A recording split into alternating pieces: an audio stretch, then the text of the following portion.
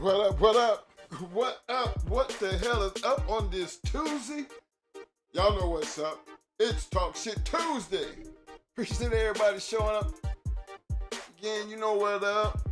Y'all know what's up. To all my people on the back street, what happening? Hey, y'all don't forget to hit that like button. Don't forget to hit that like button. I see you out there, fam. And if you haven't already subscribed, don't forget to hit that subscribe button. Appreciate everybody showing up tonight for this Talk Shit Tuesday. Hey, don't forget to participate in the poll. Not a right or wrong answers. Feel free. You know, just tell me what you think. I want to give a big shout out to my man Fat Farm Ray up in the house. What up, fam? My man Styles Kennels. Yo, what up, fam? Yo, Frank. My man Frank representing New Mexico. Yo, Frank, I hope that took care of that problem, man. I didn't get a chance to back and check it out in the chat, but I see you was having problems getting to that poll, fam. Big shout out to my man, one and only, the incomparable, Mr. Eli Monster in the house. What up, fam? Yo, to my brother out there, Dark Society Kennels in the house tonight. What up, fam? Been missing you, fam. Hope everything's all right, man. Yo, my main man, Mike Lee, what up, fam? Talk of the city, Kennels in the house. What up, fam?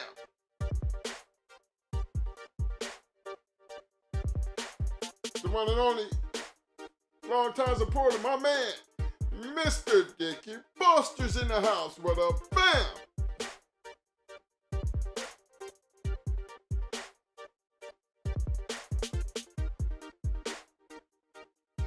Big shout out to my little brother from another mother, my main man, Mr. Jermaine Hunter in the house. What up, fam?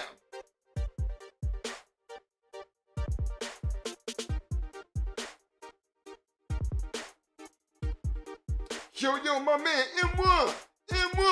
What up, fam?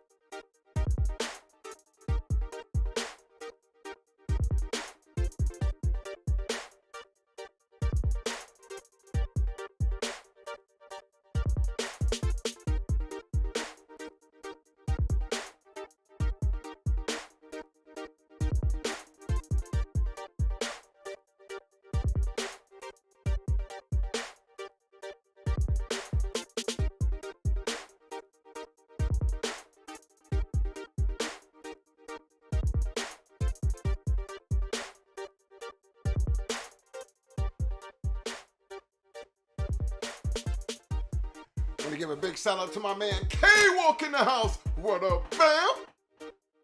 Another big shout out to my main man, Mr. Marriage School in the house. What up, fam?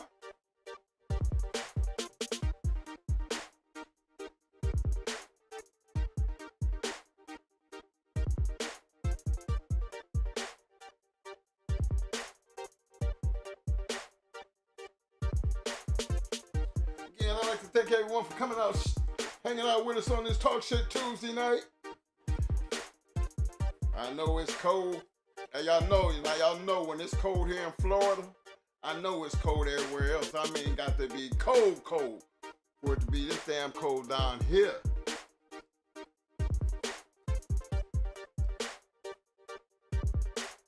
I want to give another big shout out to all my people out there on the back street. Y'all know what time it is. Roll them up.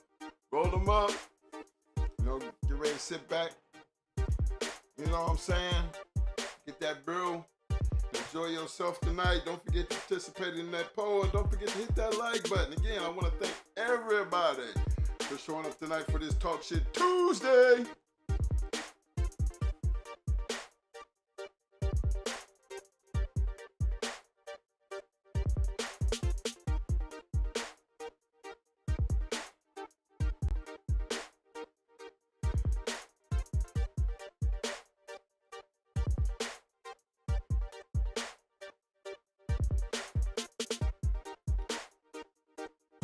Want to give a big shout out to my people out there.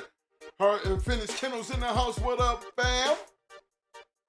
Big shout out to my main man, Miss Biking Family LG out there representing school country. What up, fam?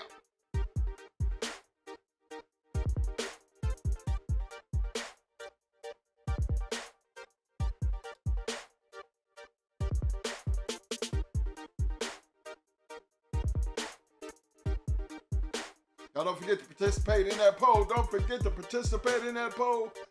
It's not a right or wrong answer. You can't go wrong. It's something to talk about, though. Hey, and don't forget to hit that like button, gentlemen. Again, don't forget to hit that like button.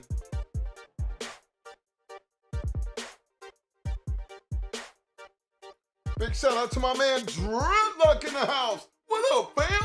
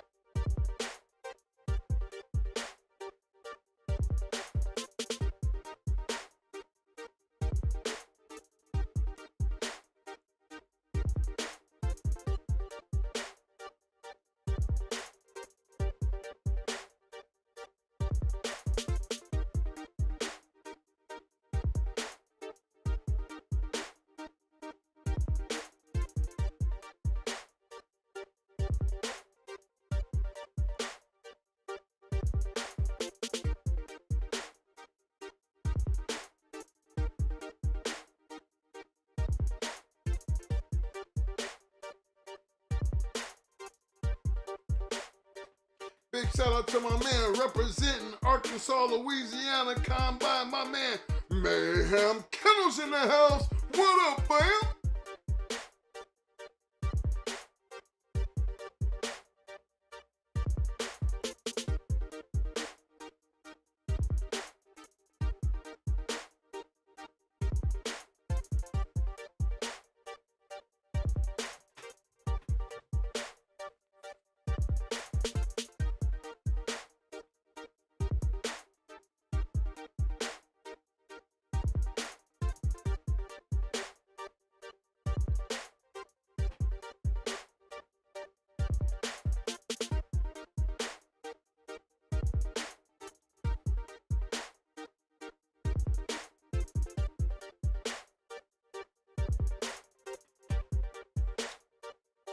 Big shout out to my man, Mr. Chico Sellers in the house. What up, bam?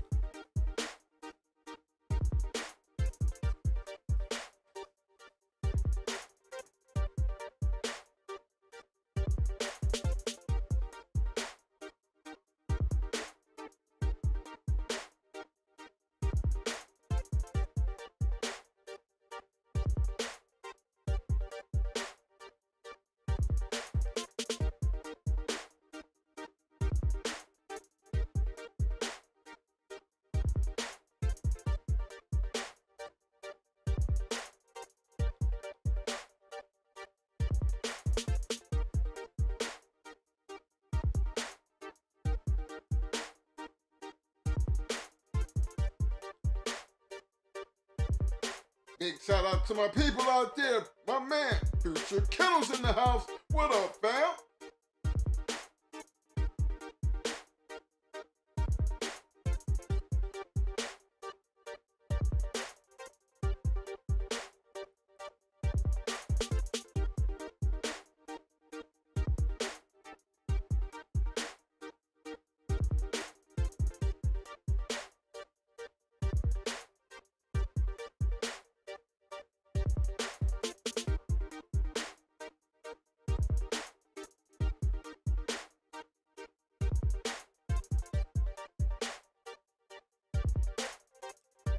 My man, coming in, bite down and shake that like button. My man, Double M Despo in the house. What up, fam?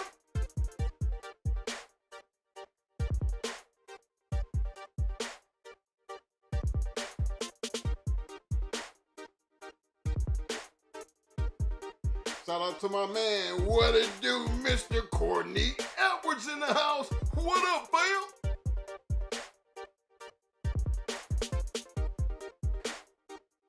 Yes, sir. Okay, my man. Longtime supporter, the one and only Mr. David Morris in the house. What up, fam?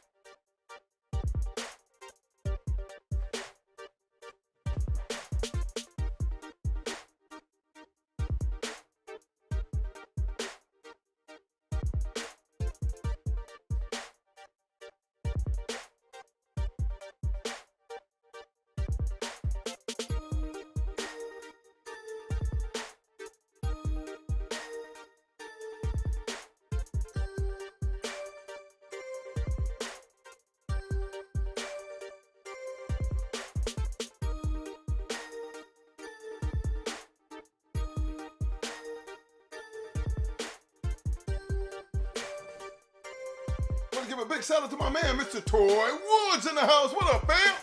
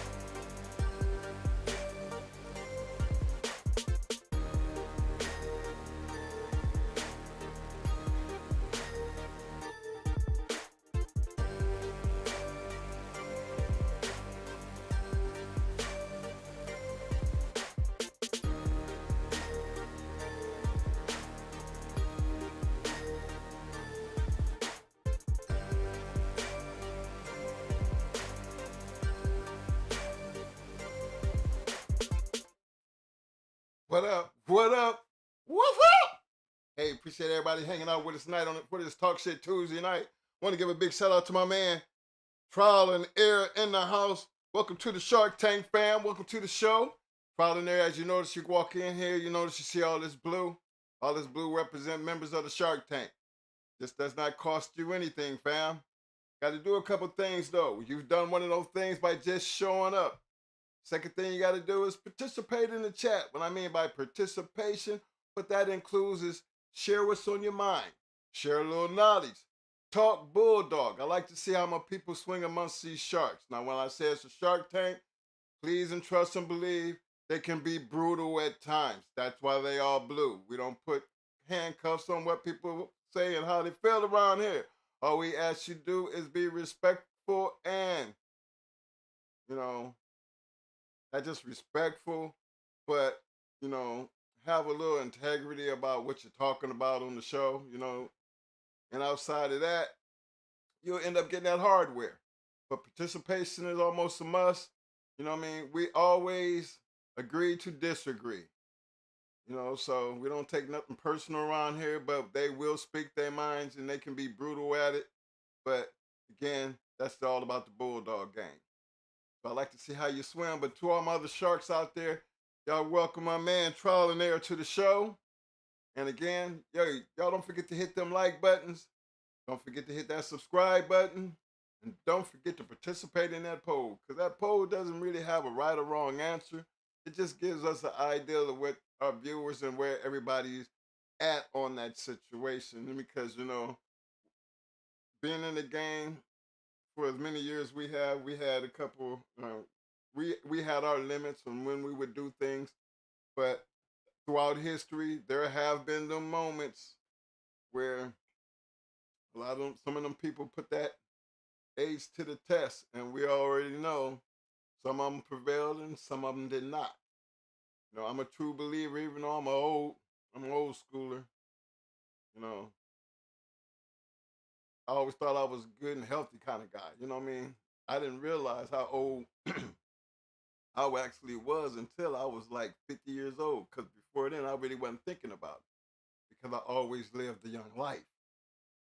But as you get older, get the hustling and rustling with them young boys, you realize, my wind ain't like it used to be. You know what I'm saying?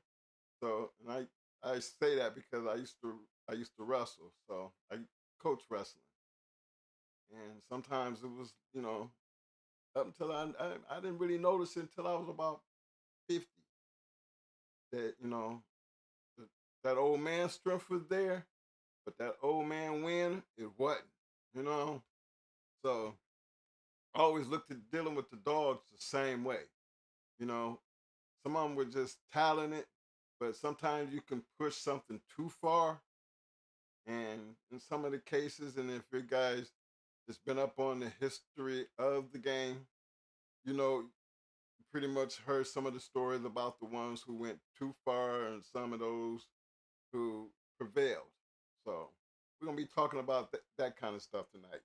But tonight's show, again, I want to give a big shout out to my man Uncle Willie in the house. What up, Uncle Willie? Kennels in the house. What up, fam? Um, here lately, I've had a chance to sit around. You know, actually, when I say sit around, you know, throughout my days, I used between running to, dealing with my situation and trying to keep busy. Here lately, I guess due to the weather, things have kind of slowed down to where I'm kind of like more home instead of out on the job site or trying to, running back and forth. And, we have our Going Hard Kennels Reloaded Facebook. Now, you guys know when I put that together, we put it together because we wanted to have a Facebook reach out to our people. But the thing is, I never get a chance to actually get on it. I'm a part of a whole lot of,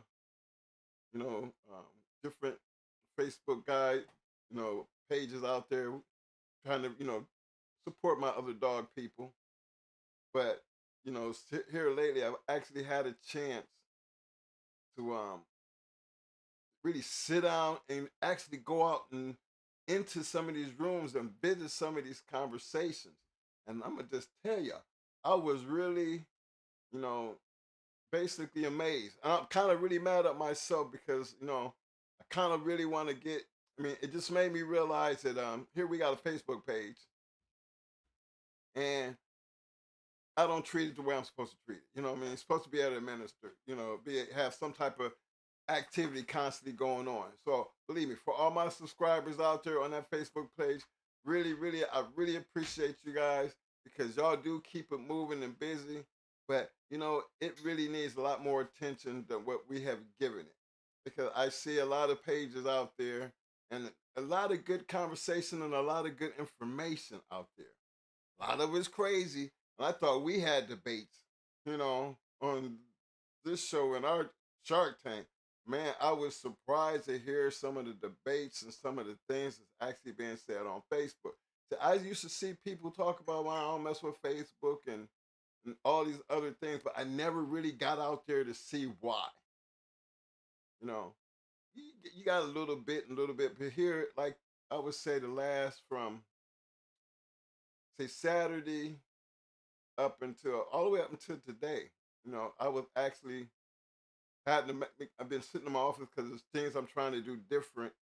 As far as my own company web page, and then our store, trying to create, make the store bigger and better, and do that kind of stuff. And so I'm getting a little back, sitting around home and sitting around the office, giving me a chance to look out there and see things. And it's just, it's amazing that you know, this is a big step from the journal because back in the day we used to like write in our opinions and things that we wanted to say. We could just write them in, and if it was worth talking about, it would be published. But this it's like open mic thing on Facebook, man. It's brutal, bruh. It is brutal, and I was telling Mo about it because I was like, hey, we don't never be, you know, when's the last time, I was asking him, hey man, when's the last time you been on the Facebook page? He said, it's been a while for him too, but he actually goes in on his Facebook. I mean, he goes in, but I don't know actually what he does because y'all know, notice I have a big Facebook following, me and myself personally, and I got a lot of my families and friends, so I generally deal with them, you know, and it kind of crosses over because some of my friends that's on our dog channel is also I accept over here dealing with my family, with my friends because they are part of the family. I treat everybody like that. But it's just funny. It's through that what makes me go over there and start joining, looking at some of the other places that I've joined and just follow the conversation. One thing is for damn sure, it was great entertainment for sure. A lot of good, conversation pieces from me, but it was very interesting to see some of the comments and how people can be brutal at sometimes. And I guess that's everything when you got an open forum. Don't nobody really know nobody. So you kind of block out that part. But then as far as some of the other things that was said, I felt that was good. I think the reason I brought that question up today because I was familiar with Grand Champion Alibaba, and you know, I got into the comments. I didn't speak on it, but I just followed it. I just started reading some of the comments about people saying Alibaba was a cur, and some people say, well, he was an older dog, yeah, but he came out the corner. He just didn't make the count. So, and then I had, just I guess some people didn't know. There's a lot of things people don't know. So if you're getting your information that way, I could see some people, who kind of knew a little bit more about the story. They did comment on it because that was a fact. He didn't just stand there. He was already a slow scratching dog in the first place, type of situation. You just got to know about the dog. And if he was around in that time period, that was a big thing because again, everybody else is concerned. He was already a grand champion, and another person had him, so he really didn't have no business even being back out there.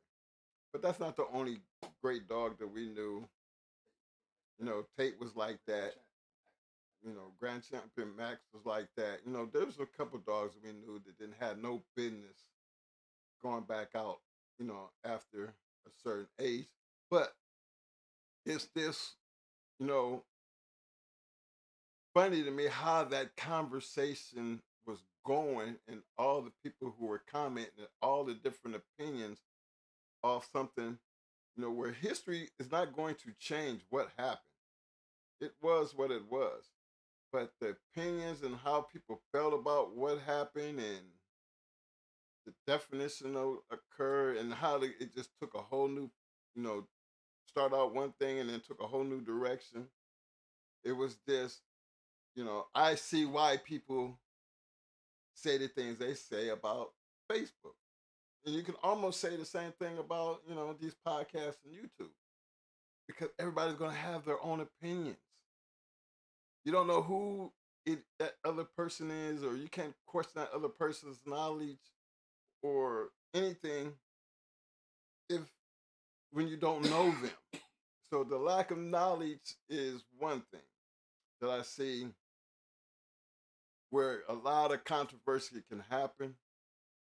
But that's why I say I'm a strong believer in one thing about the past. There's nothing in your past, in the history of this game that you can go back and change.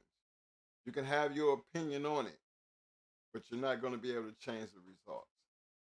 If the results lead up to different opinions, but one thing, like I say about opinions, you know, opinions is like assholes. Everybody got one. But, when it comes down to the man speaking on his own ass, that's a different story. Because that's a hard argument. You know what I mean? Because nobody knows me and our yard better than me.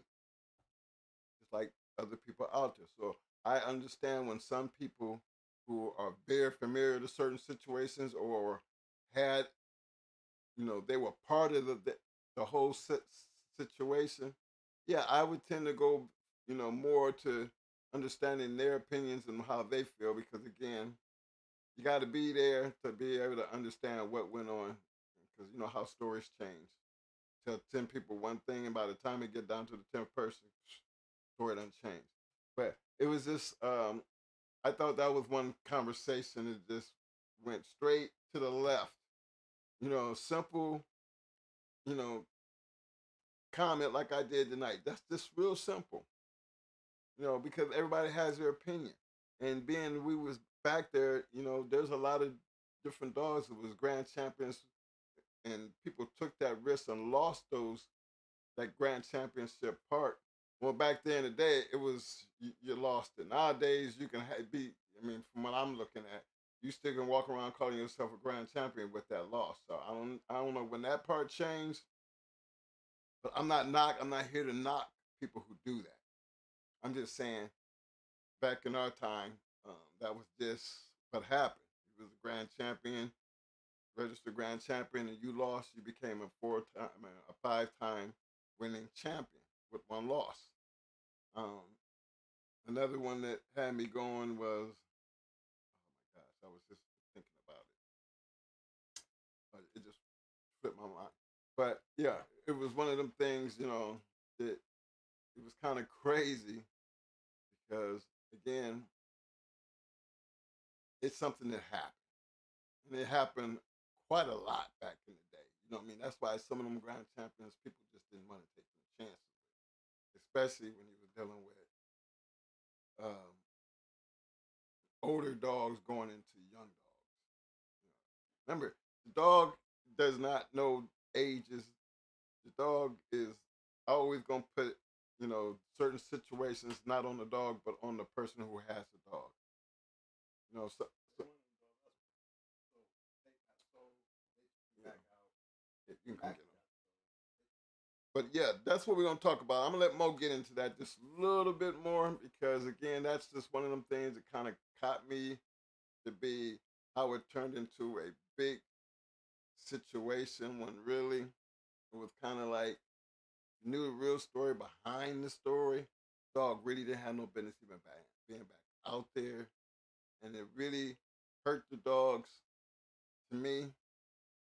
You know, where people can talk about a dog that was really a good dog. You know, hell, from the stories, now I didn't get a chance to see Tornado because when we were going to see it, it just didn't go down. But hey, she was a double grand champion, certified. But thing was, why you think she had 10 people to go after? Because if you really knew Tornado in the story, read the stories, Tornado had flaws if you was looking at her. But she really didn't have a flaw because regardless of what you bought, she took care of. But there was reasons why people was coming at her. Just like there was reasons why people were going after Barracuda. Now Barracuda, I've seen 3 of Barracudas. I can see why people was trying to go after Barracuda. 9-time winner. I know why. But because of what you thought you seen in them flaws, it was a different story when you was on that other corner dealing with what you thought you saw. Because what he actually did for me, it never changed. He had always done the same thing. So I seen 2 of Queens.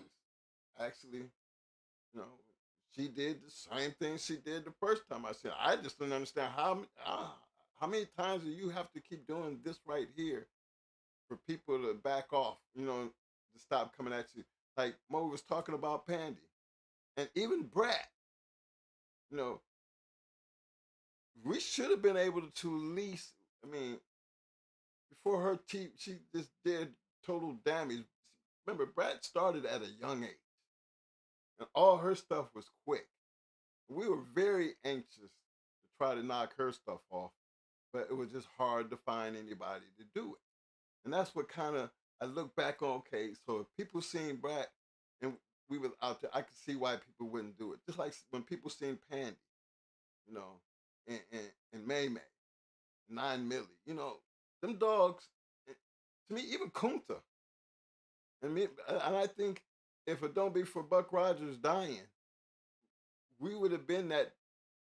Kunta would have been a grand champion, you know, or been a 4th-time winner with 1 loss because we was definitely trying to take care of that.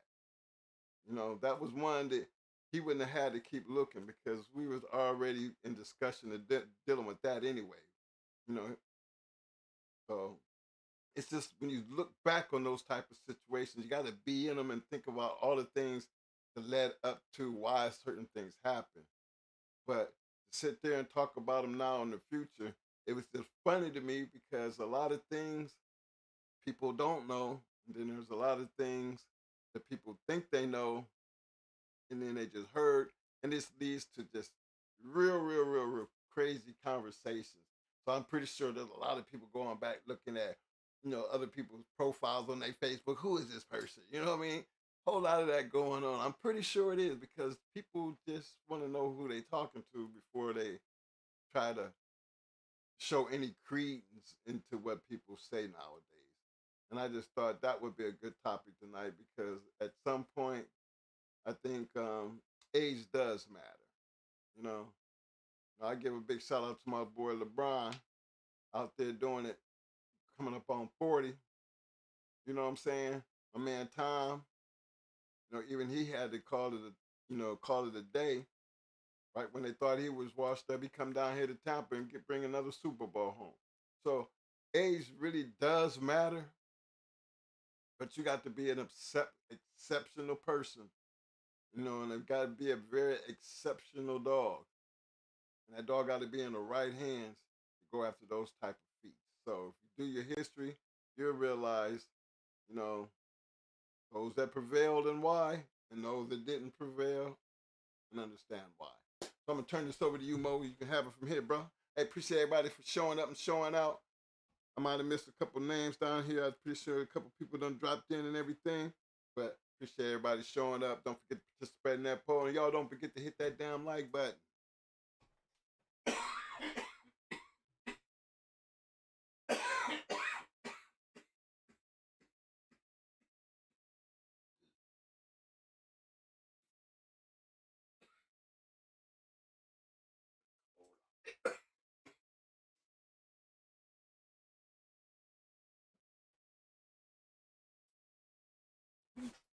What's up, everybody? I know my routine coming in. And what's up? How y'all doing?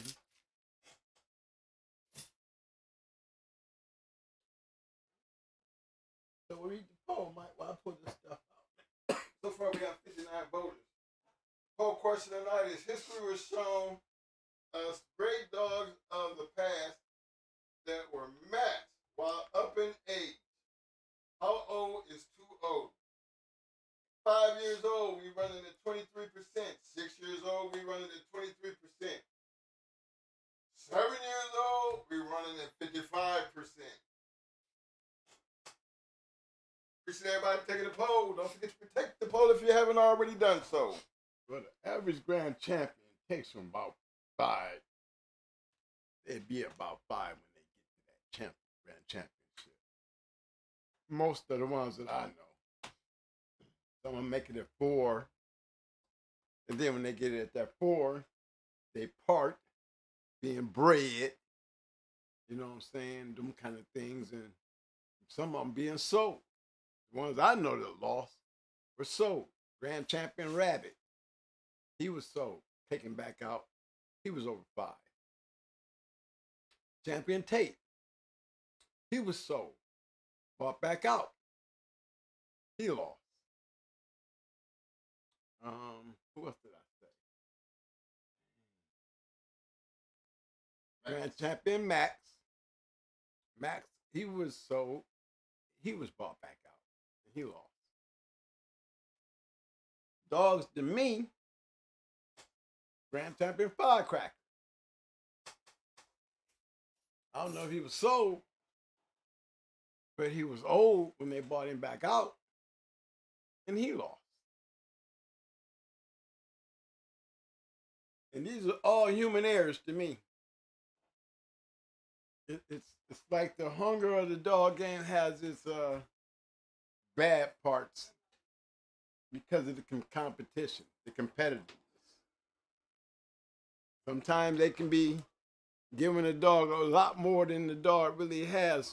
Gets caught up into that kennel blind thing. And then some of them, like Noriega losing that Ajax, you know, he was sold to somebody. And why did these people do this? Because they want to be able to say that they did it. Dogs that have won, they would say, we won one with him when we got him. They could just take him and handle it as, you know, being the great dog that he was. Lucky, natural born. Wasn't a dog. He was a dog man, but he wasn't like no fast lane. He got Luke Kane. But would have been a shame to see him bring Luke Kane out after his career. Some people may say this, some people may say that, but the fact is he's still a grand champion and he was over there STP. No.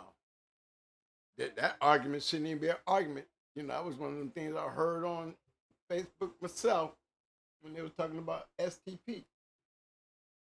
How many great champions he got over there and how many great matches that included STP. And all of a sudden we get picking and choosing. I mean, what right? I mean, really, in the dog game, you know, that's like a disrespect. Total disrespect. And you would have to not be a real dog man to not understand the respect that's deserved. Like, you can't have that many champions and grand champions in the career of the dog game.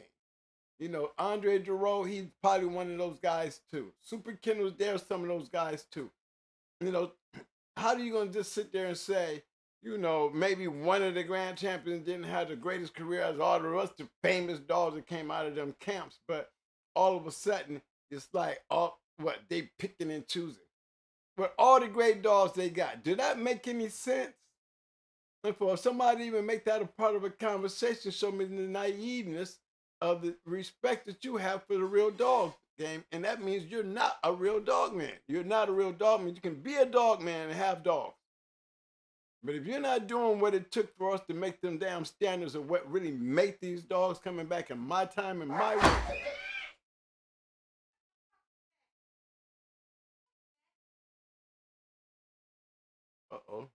That sounds like an aggressive dog.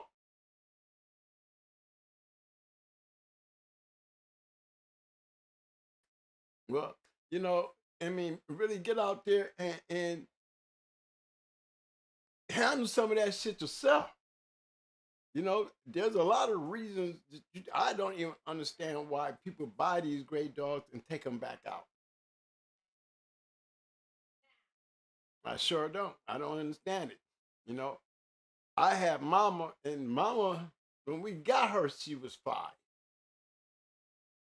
Going on 5, she was 4 years old when we got her. And she was over 5 years old, going on 6 years old when she became a champion. You know what I'm saying? So possibilities is wow, okay. Even I knew that, you know, that there was no grand champion career coming. I would have loved to get a grand champion career with Brad. I would have kept Brad out there.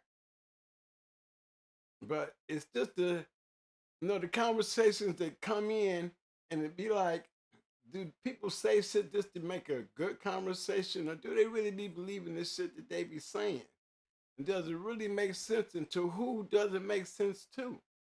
Because you take me and take me from the era of, you know, the dog game when there was real a whole lot of dogs being done. I'm always speaking on just the 1 year, 19, 100, 1,976 matches in a year. That's a lot of matches. Now, there's nobody out here running those kind of numbers. I mean, keep it real. You know what I'm saying? Let's just go and say, you know, let's go in my time and let's just play the time machine.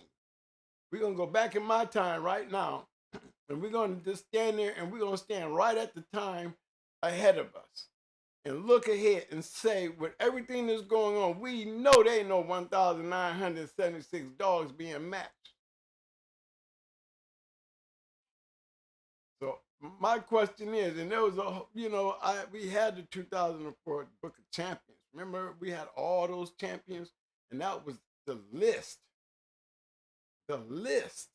of all those champions from the time the Jones started.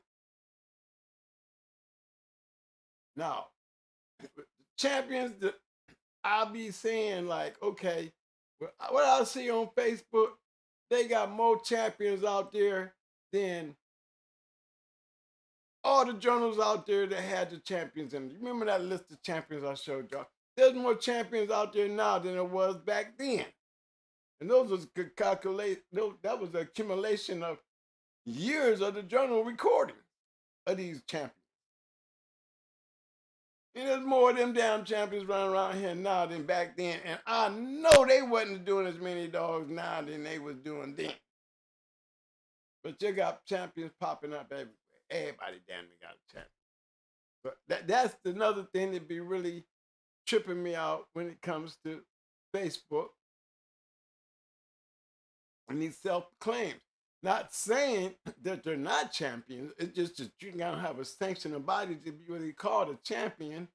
You know what I'm saying? And that's really sad in the game that you guys don't have that type of sanctioning body to do that, to really do a better job on recording who is these damn champions that keep popping up all over the place. You know what I'm saying? And the quality of the champions. You know, so when I look at Facebook, it really gives me an overall view of what's really going on out there. It really does me, because I come from an era that if I was that Indian, you know, there used to be a commercial where the Indian be standing out there and he'd be seeing all the trash in the United States, all over in the water and in the you know, the pollution in the air, knowing when they had the control of the shit, it wasn't none of that.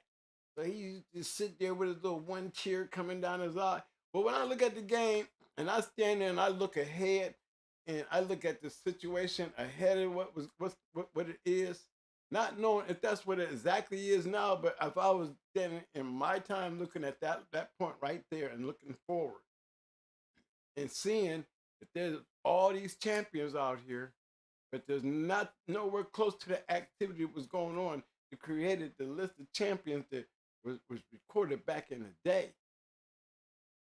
It makes you wonder, especially when there's not really much respect for the actual dog man that hasn't even made these dogs even worthy of the pedigrees in the paper that they're on. There's very little respect. And then there's always that one saying, that call all, well, I had a dog, man, who's real reputable, real been around, a couple of them that were about for me, but we don't know the man who you're talking about. You won't say their name, but that's a good line to run. Who's seen them go? I mean, it's like, is this shit a joke? I mean, no wonder they be so tied up in this pedigree and thing. I think I enjoy looking at pedigrees, whether they come from now or far. We don't know. Remember, guys, we don't know. There's no way we can get in trouble. We don't know. We don't know if it happened, when it happened, or if it ever did happen. We just going on what we reading and seeing. So if we planning on that game and that note right there, what is real, really?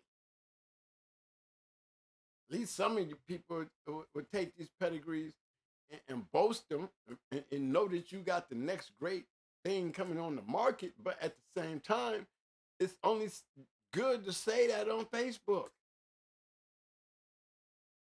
Because I just really don't believe that you could be like this. The Facebook is not the journal. It's like you're trying to prove something on Facebook like it's the journal. I mean, got good editors on Facebook. Nice pictures of the old. You know what I'm saying? Nice stories of the old. And that's stuff that you cannot change. So those are always good readings to me. But for the likes of me, when these champions and start popping up, trying to be champions of the now, or guys out there bragging about they pretty nice dog picture and all, working the flirt for and all that, and really talking close to a line to be like, well, this is still Facebook. It's not the journal. It's not a publication. I don't think we got too many rights, especially First Amendment rights on saying shit on Facebook.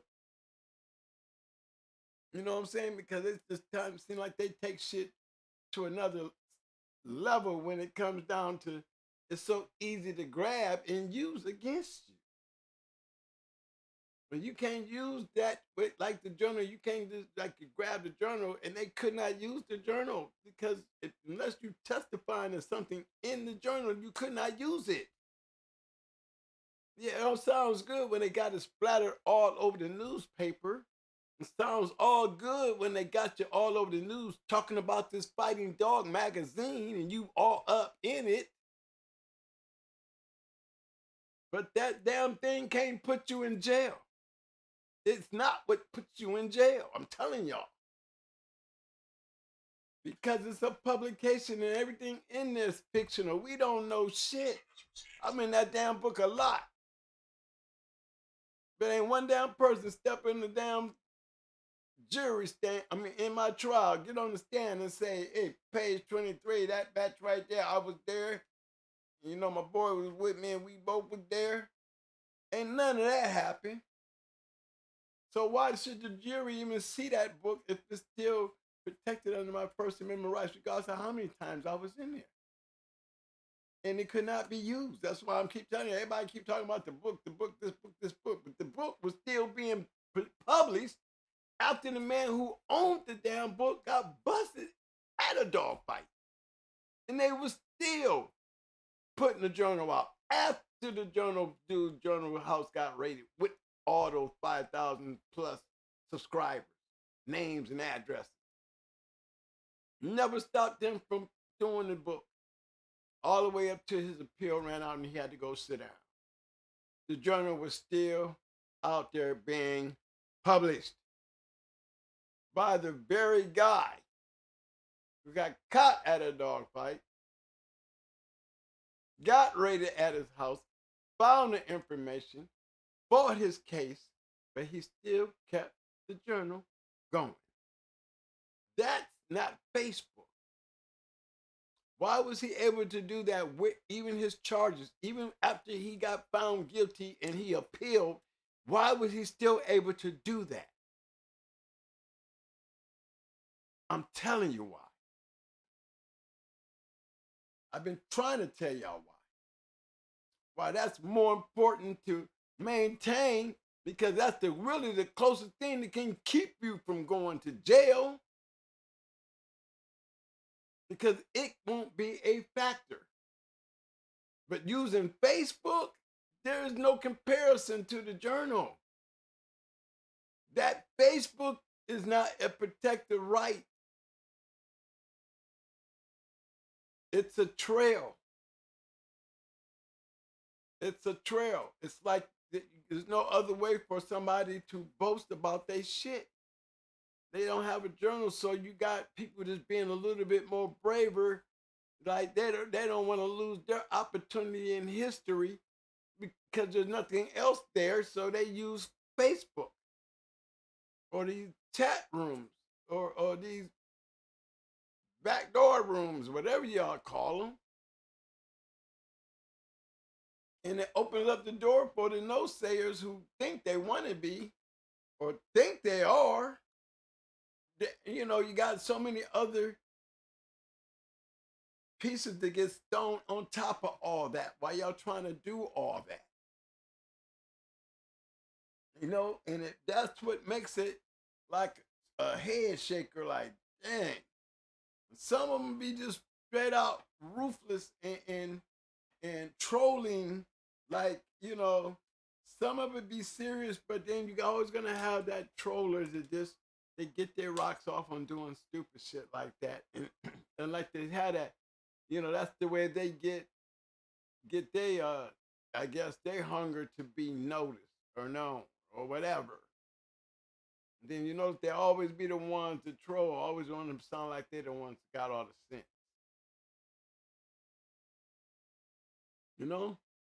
And they push y'all to these levels of this, you know, it's still the dog game. It's not the fame game. You try to be famous in this shit here, you asking for trouble. That's just the bottom line. You ain't no room to be famous. I don't think nobody in the journal was trying to be famous. You know what I'm saying? Chico Lopez did not use the journal. He used the internet to get famous. He used the selling point because he's a salesman to get famous.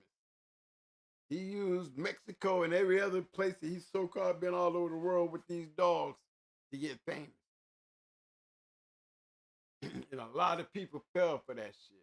I'm just keeping it real with you. Get mad at me if you want to. I ain't gonna never stop telling you about it. You know the person I know, it just ain't never gonna sit right with me no how.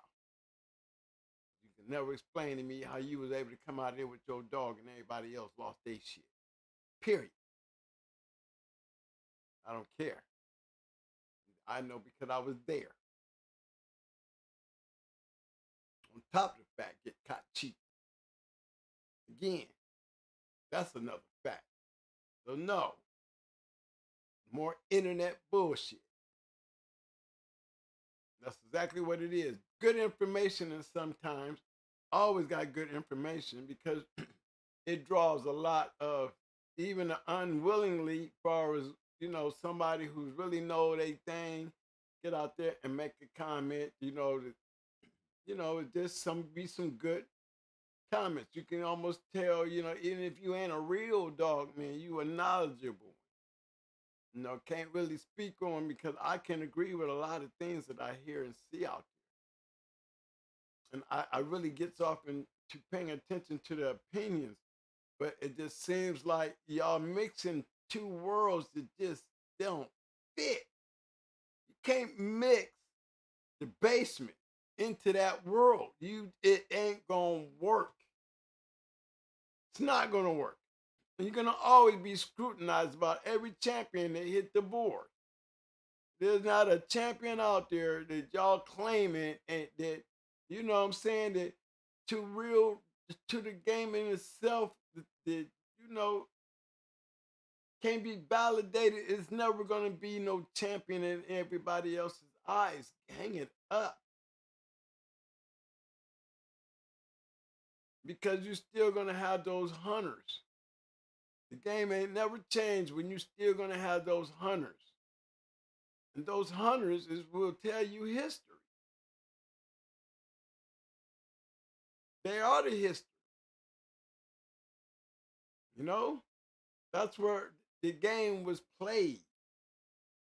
And it wasn't done by politicking using Facebook or these other things that they're trying to.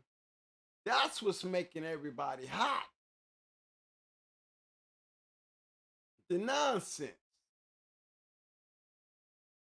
It's really the nonsense. What do you want to use Facebook for? If that is the only avenue, then y'all need to really start really getting back into the publication. I mean, you know, there's publications out there, guys, that everybody seems like y'all scared of, but y'all ain't scared of Facebook. And I'm trying to tell you, I'm trying to tell you, it's going to do a publication. Publication is the safest place to be. If you want a sanctioning champion, you need to get and stand up and stand behind these publications. Because the publications is just what they are. They're nothing but publication. Everything in them is strictly for entertainment purposes and fictional. Because we don't know what's real. There's no dates, there's no time, there's no nothing. But at least you got guys that can still stand there and with their old sporting dog champion on there, they can say I was still a sporting dog journal champion. Not a self-proclaimed 3-time winning champion or a 4-time winning proclaimed champion or grand champion proclaimed 5 times. It's not the same.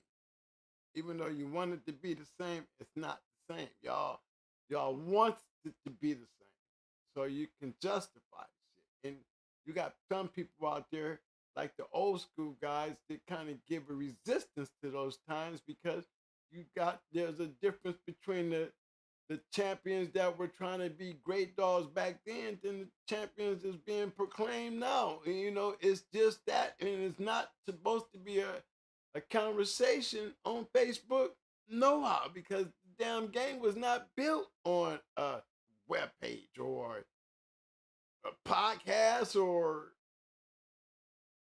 any one of these social media channels. It can't have nothing to do with none of that. So the history is not being made out here listening to all this drama. And it's entertaining, but at times it's pitiful. I'm like that Indian, like I said, it watched the country going to shit. I'm like that Indian. I'm feeling that way about the dog and got a little tear going down my eye because it's a shame when I stand back in my area and look ahead and look at what I see and it'd be like, damn, you know, 20 years, yes, it has changed, you know, because it's a make-believe basement upstairs. Everybody's Earl Tudor. You know, everybody has a opinion. And some opinions you just don't want to accept being wrong. Now, if you give me about 10 people in one comment that don't want to accept being wrong, and you'll see the name calling and the disrespect, and you'll see all the goofy shit. Come on, y'all. Y'all know y'all guilty of being readers. Y'all know y'all get stuck on reading up the hype and all the madness to be going on there because we don't know these people, and it really does look entertainment. But when it comes to a person, and to me, like this would be the quickest reason why I would get out of dog. It would be if I was in y'all time, I would really be like, I don't want to do this over here because it's more like everybody trying to be Chico Lopez. Everybody's trying to be, you know, Richard Stratton or Bobby Hall or any one of them old great kennels you might have in your area that you're trying to dib up on or just trying to be great to damn self. But to do it on Facebook is one of the saddest things that I sit back and watch the dog game. It looks so bad, even when it's trying to be good. How you gonna sell puppies on Facebook? Yet you try you can't. How you gonna sell a dog on Facebook and try to sell it as a game line? I mean, what is the? How do you get around that when you're not hiding shit? I mean, do you think people are really dumb? I mean, when I say the people, I'm talking about the alphabet. And how would you let yourself get drugged into these conversations that's based on things that I know where the stopping point is? So, at that line right there, I am safe. I cannot step over that line. Because once I step over that line, I'm exposed to whatever the fuck I say. You understand what I'm saying? And that's what Facebook is having a lot of people doing. Even when they're trying to be in the nicest way of, showing their dog what they work in, you still get that one little simple old remark that, still want to rub the basement line through there. Like, in true reality, if it was around my basement, I'd be trying to keep everybody that I catch on Facebook out the basement. Because if you don't understand that's not a safe place to be and then be playing in the basement, then everybody's at risk. And without no proclamation to sanction these dogs that's popping up all over the damn place, and coming from a person who's been around, can vouch for this shit.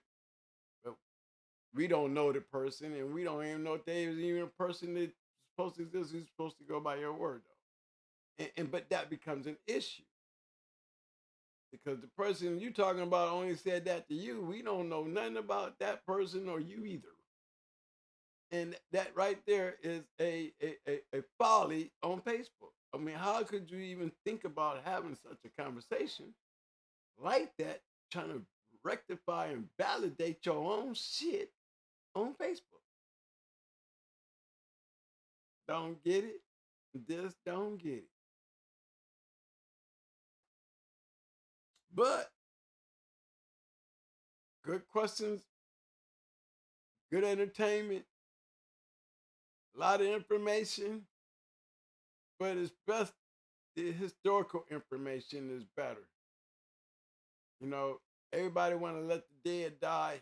I've seen things like that. Let the dead die. But I mean, y'all the ones keep reaching back there, making y'all pedigree some shit based on the old dog, dead dogs' names. And if you want to know the truth, most good damn dogs, gonna have those names whether you like it or not, because the genetics of those special dogs that can carry forth the future, it ain't gonna be on Facebook. So all that other shit that y'all looking at, y'all screaming and hollering and want the dead to die, believe me, the basement don't see it that way. Period. Because how did this shit get built anyway? It's the motivation of the people who was making the breeds and the purpose of making them and why. And what only thing that they did that made all this relevant was did it in the basement. Period. You ain't gonna get it no further than that.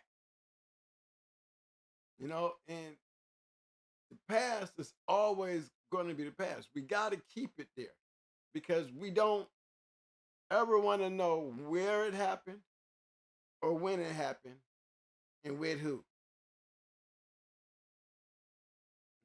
Those are standard rules that should be bought from the basement. Upstairs, since we got so many upstairs basement dogmen who we don't know who the hell y'all is.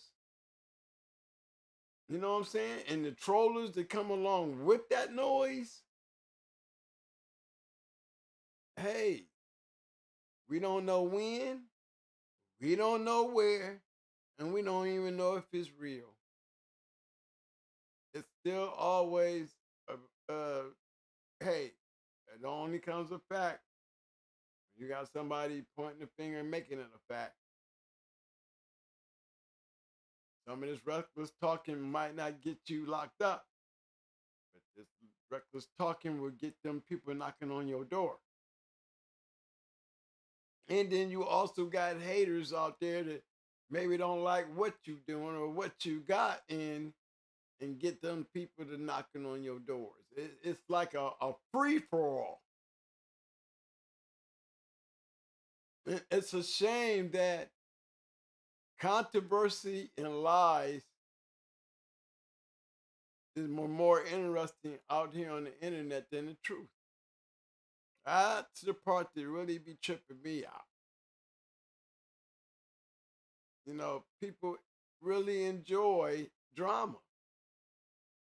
People act like they really want to hear the lies. I mean, this does something of a lie. Give it more kick. You don't want to know the truth because it ain't exciting enough. It's not drama enough. It's not debatable. And then the messengers, it's like the champions and the grand champions. It's so damn many of them. You know what I'm saying? And they're just stop trying to tell me this shit's validating, and it's not. It's out of control. And that's what's making the basement hot. A lot of the basement mistakes are being made like the same mistakes when we was out there back in my time when drugs was a major issue. It became a profile. It became a profile that if you were selling drugs and you had pit bulls, you was a dog fighter. You would profile that way. Why? Because they had enough times, enough situations, and shit like that to add into their computer file and give it a motive to where they could profile you and say that when they come and take your shit. Because enough people said it. Enough of the news has spoken. Whether it's a legal argument or not. Public opinion, all they want to do is sour your name. And that's what is happening on Facebook and really on our channels. I really like looking at everybody's shit when sometimes I just be just so tired and I'm just getting so weak and sick that all I want to do is lay there and listen to y'all shit. Miss a lot of it because, believe me, I be sleep a lot. I fall asleep. I be up. I don't go to sleep at night, but I'll fall asleep during the day. They're trying to work on the pills that's gonna fix all this, and it's just a lot going on. But I keep myself down to earth by enjoying the life that I got left. And I'm a dog man that just, trying to enjoy man ways, and definitely not getting it on Facebook. That's why I don't do Facebook. I don't really go on our shit. I really don't do Facebook. I go on Facebook to go into my own shit, but every time I go in, I have to go through the go on hard thing. I have to log out to go into my own personal shit because for some odd reason it's always taking me back to the going hard. So regardless, but I always have to sign out to go sign into my own personal account. And I used to watch the groups. Groups were interesting, but again, it was not. I don't know how many groups is out there, but how many people been in these groups and watch people come in and just do total havoc to a group? Don't know what the hell they be talking about. Some of the simplest questions and the naive questions is going to be asked because of I mean, it's a fact that what everybody on Facebook to deal with these different groups got to be verified, certified, true dog man with a simple beginner can't ask the simplest questions or questions before he's getting bombarded for being a idiot or a dummy. And, it could be somebody new in the game want to know. And it's the bombardment. It's just, I call it the council culture because it is. It's the council culture that's what I think most people go on these things to look for. They want the controversy. They want the drama. They don't want the truth. Truth is boring. But me, I be really trying to watch and support because our numbers, somebody's watching. And I always feel like, I'm like Schoolboy, 7-8, and PBK, and Thompsons. We is no different than them. We all are here on YouTube. We all out here on YouTube. And this ain't NBC. This ain't CNN. This ain't nothing but old Pitbull podcast, y'all. This ain't no Facebook shit. I stay in the past. I'm gonna be talking dog fighting shit in the past. I'm gonna stay back here where it's safe for me to talk about dog fighting. And back here, we don't know when, we don't know where, we don't even know if it happened.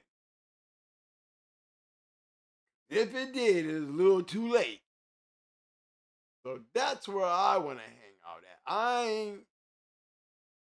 I ain't trying to do this for nothing else. I enjoy talking about that. And that's why I look at the back street and know that people are getting that. When you're hearing from a real dog fighter's point of view, it's not like we still fighting dogs. I'm just saying you're getting it from a real dog fighter's point of view. And the guys that come through here, yes, we are admitted. We admit it. We tell you what we did. We tell you our successes. And it's on a point of view that, hey, if you can't do it in your time, at least get the understanding of what it was like. Straight from the horse's mouth. I'm not telling you to go home and do this shit. It's your choices what you do in life. But we're telling you that there's a secret society. And what we would say it would be the basement because it's supposed to be dark. And it's supposed to be a doorway that everybody can play in. But outside of that, right there, y'all, we all got Pitbull dog channels.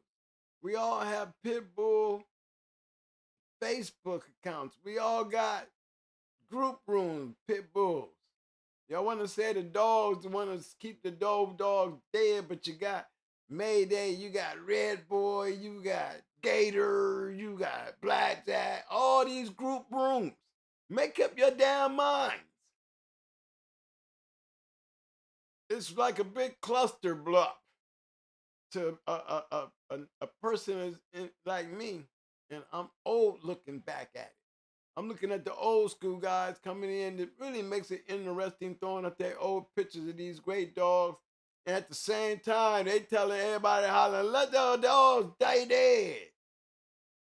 But yeah, the most interesting thing I'm seeing on that shit is them old journal things throwing up, them old book, those old pictures of those great champions and shit. But pictures that you guys probably will never see because, you know, those are personals that they sharing. They sharing. They wasn't all in the magazines. Those are pictures that, you know, some of these people had the opportunity that was around that basement that got a chance to see greatness or history. You know, my history is around a bunch of great dog men, and I am fortunate. That's my history. You don't have to like my shit. It ain't stop me from getting it. That's for damn sure. Okay? But that means a lot to me. It even feels even funnier to me when people meet me and be feeling like I was feeling when I was meeting the Abrahams and Meet Nasty back then. Glad to just to be around their ass, you know, to even be, you know, invited into such a circle to learn. So I know what it feels like to do it, but did I see somebody that feels that enthusiasm when they meeting me? I'll be feeling probably like, you know, shit, I appreciate that shit too. But I know exactly how you feel, friend. Let's hope you lucky as I was, because you definitely got a good start. You met me. And that's probably what I would say when I got a chance to meet them guys. I got a chance to hang out with all those guys. And you see all them guys coming through the show. You know, that is all I share with y'all. You know, and the knowledge that, you know, we can throw out some shit and we can make our own personal things. We get the chance to look at pedigrees. When we look at these pedigrees, we don't know when these pedigrees was. We don't know whether it's a now dog or back in the Indels, and that's how it's supposed to always be when we do that in here. We're not supposed to be talking about anything other than now. We don't know if it's the now. If it is the now, it's a lie. It's really a lie. Because it can never be the now. Only for educational and entertainment purposes. We don't know what these champions were champions. We don't know if they really are champions. We don't know when and where they became champions. And these are rules that needs to be set amongst the dog game in this internet world. And with all you people that like watching this stuff, you can spread it like the COVID if everybody jumped on board and know what I'm saying is the truth. Coming from somebody who really knows the basement. Basement would love to come on these podcasts, but you know, they don't like hanging on the podcasts to be a bunch of bullshit either. You know what I'm saying? I mean, how do I know? I don't know if I'm telling the truth or not. But I can tell you what the numbers is telling me. I don't see no 2,000. I don't see nowhere close to 1,000 people in that chat room by the time that show go off. I'm down there close to 1,000 views by the time that show go off. But and when we finally hit that button, and that show ain't in the chat room. You know, so that's how I look at shit. You know, well, who are these viewers? I'm gonna tell you, I bumps into them. Put it like that. I bumps into them. Hey, how y'all doing? I'm plugging on my computer, guys. I had to dip out for a second. You know, we see them at times, and that was a great thing to do, and enjoy all those people that came up there and kicked it with us at times. And the funny thing about it, I'm running around there meeting all the old schools, the super kennels and them, and everybody else running around here meeting me. That felt different. But I was still running around meeting all the old dog men and hanging out, taking pictures with them, just like everybody was hanging out with me, taking pictures with us, you know, and that's the fraternity. That was the fraternity. It just so happened to happen at Town Spot, you know, which was a good spot. But like a lot of the brothers said, we ain't in no books. Well, that's your fault. And we're gonna get into that too when it comes to registration. You know, the more I hear,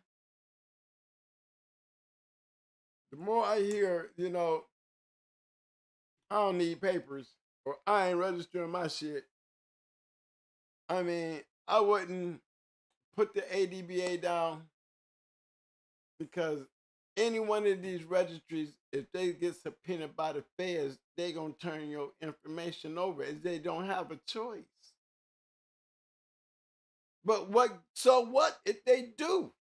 I don't know where y'all get this shit about, you know, somebody got they papers, they look on those papers and then they go after the breeder because this person here is taking this man's dogs and doing something with them, so they gonna go after the breeder. You might go after the breeder because that's the way the law is, y'all. Y'all know the law. They don't play by the rules, but when it gets to court, you got to know there was some bullshit. And if you don't know that, then you're gonna go through the shit that they're gonna pull. If you let them pull it, they're gonna pull it. They're gonna play that card if you let them play that card. And you got a damn lawyer sitting right there. What the hell? He ain't no pit bull lawyer. Most of the lawyers y'all get with these dog charges, they ain't got a damn, don't know nothing about no damn dogs. They can't even make the simple assumption. What in the hell did my dog's name being on that man's papers and him doing some shit with his shit got to do with me? Yeah, he got the damn dog from me. What did that mean? Just because him don't make me a bank robber. No, you wouldn't get no further than my doorstep. You better go get some papers. Ain't nothing to even talk about. Because I like to see a search warrant come based on some shit like that. Guarantee you, I'm smart enough to deal with that. Why should we be scared of that? We should not be scared of that happening. It only happens because those who don't know. And don't ever forget, most of the shit that happens is based on another element. Not necessarily the dog element, but the other element. You got those other elements and you got dogs, then you got issues. Ain't nowhere in the world you can be the coldest, downest, whatever you want to call yourself. Most of the guys that get jammed up messing with these damn dogs, they'll never test the system. They always take the plea. Even the ones that get caught up in the damn drugs and then brought the whole drug game and your dog game down because of that one extra element that you connected to your world. It makes it even harder, but you're gonna work a deal. They just got more against you to work with because they're gonna make you a very bad person anyway. It's just the way they do it. That's what they do for a job. You know, I wouldn't trust not even a damn defense lawyer. I had 6 of them, so my confidence in them, and I could walk in front of a judge and ask a judge to get rid of him, like the court and the law says. You have a right to get rid of your lawyer, but it has to be granted by a judge. And for the same judge to let me get rid of 6 damn lawyers in the 3-year period of time to get me to trial. What did I tell y'all? Well, I went to trial, represent my damn self. Now I keep saying that to say, what good is a damn lawyer? I don't even trust them to defend nothing. And they sitting back, knocking off people, and people giving up their passwords and letting the people sit there and monitor all y'all shit. And all it takes is one person pick up a drug case, get caught with dogs. And if it's big enough, you know what I'm saying? The conversation starts. Give me your phone. See who you've been talking to. They want their password to your your private chat rooms and shit like that, and be sitting there making cases. Yes, they've been doing that. They've been doing that. Y'all can't even say who the snitch is because it could be anybody. They don't even have to. All they got to do is just sign in some of these rooms and just sit there and watch. And that's why I don't really, you know, I watch the podcast, and every once in a while I go into my Facebook because I get all these 900 plus notifications, so I have to go in and clear it up because it be clogging up my space. But hey, these are the things that I thought were good topics for Hot Mic, Talk Shit Tuesday. And I was saying about the registry, and everybody's taking it the wrong way too. I'm not paying $2,500 to breed. First of all, anything we're still talking about in my time. Let's remember that, okay? First of all, if I even want to breed to you, I'm that person when we talking about the motivation. That means it's something that I saw that I need and I want on my yard. Now, it might be a $1,500 stud fee. It might be $1,000 stud fee. Whatever the stud fee is, you're going to have something as a documentation, even if your dog ain't registered with the ADBA or the SDR or Bonafide. My shit going to be one of them, but you're going to sign my stud fee, my stud shit. So when I do send it into my register, I have your signature that I got a stud off of your shit. I wouldn't give a damn your dog was registered or not.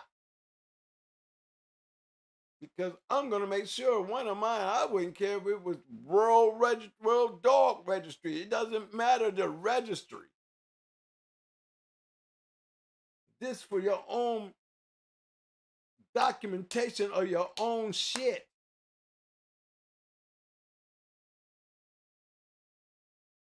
Carrying my shit right along with them before they touch that $1,000, they going to sign that mug up.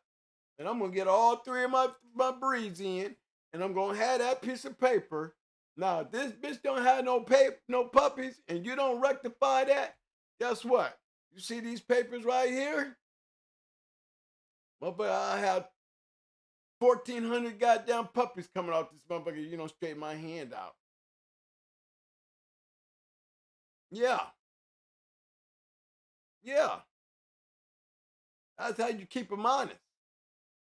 Because they're going to be looking at him. They ain't going to be looking at me. Because he should have straightened me when I didn't have no puppies. I paid $1,000. I paid $1,500. That ain't going down the drain, cuz. Now, you can't fix that, it's going to be a problem. I'm going to show you what the problem is. You're going to have a whole bunch of dogs coming off of this this litter right here. A whole bunch of them. Going to be so damn many of them, they're going to be wondering what the hell going on. I'm going to be telling you, you're a rat. You took my money. Ain't none of these puppies real. But he didn't give me my money back. So these my papers. I paid $1,500 for them. I'm going to whack the shit out of them. That's what I'll be talking about. And it's all going to do is hurt the who? Dead man, too, because, hey, give me more people to tell the story to, right? Who gonna want to mess with that shit? That's how you do it. But registry, I'm gonna have something. I'm gonna have something. I'm not just gonna go and give this man no stud fee money and he don't do papers, but you gonna sign mine. If you don't do papers, but you gonna sign mine.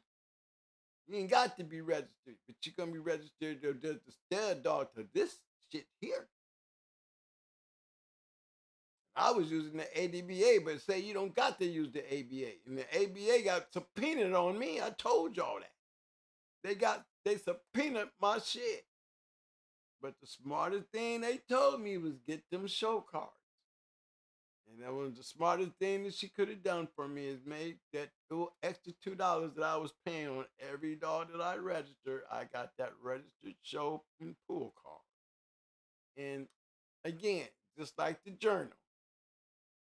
Just like the journal. What I got? My papers say that I got show dogs. You subpoenaed the shit. What would it say? What did it say? And it didn't get nowhere either. But see, that was the good thing about fighting my case without a lawyer. I didn't use nothing but the common sense that was sitting right there in front of me. Like a lawyer wouldn't even know what to do with that. He wouldn't know how to call it ADBA and want to know what this show thing is. He wouldn't know what the relevance would have been to have it on that registration. And yet they're trying to use papers to convict a man of dog fighting because somebody else has some shit off of him. It would have never worked with me. They scared that shit, but I was facing 30 years, 20 years plea. Or I'm going to trial, and I went to trial with it all on the line. And I say that because I'm a hunter. If you got that hunter mentality, if you don't understand what that means, the competitiveness, we in a war at all times when it comes to battle. And you sure can't go out there battling a war being stupid and overreacting. You gotta be smart. You know, and keep your head in a space where you know that anger and talking shit not gonna save you. You know? So any papers, guys, any papers. I think it's for even personal references that if you're breeding your dog out and you don't have paper, then you should come with paper, some type of registry, just to get his signature in his name of his dog on your shit. To validate that this breeding took place. Yeah. I dealt with Angel and then had those puppies off Apache. I went and spent $200 for x-rays. X-rays. No, ain't no way in the hell. I don't even want to breed the Apache. No, I'm breeding the Mayday. And that's exactly what I said. You owe me. So I'm going to tell you what I'm going to do with the money you owe me. But I had to go out and spend a little extra just to show you my dog ain't had nothing in it. Okay? So that's added to that bill that I'm paying and didn't get shit out of. It ain't your fault, but you got my money. And you ain't trying to give me that back. So you hold that and let me do what I want to do with what you hold. That's how I got my breeding and made it. A couple of other dog men like Luke Kane, Not Your Born, owe me to this day.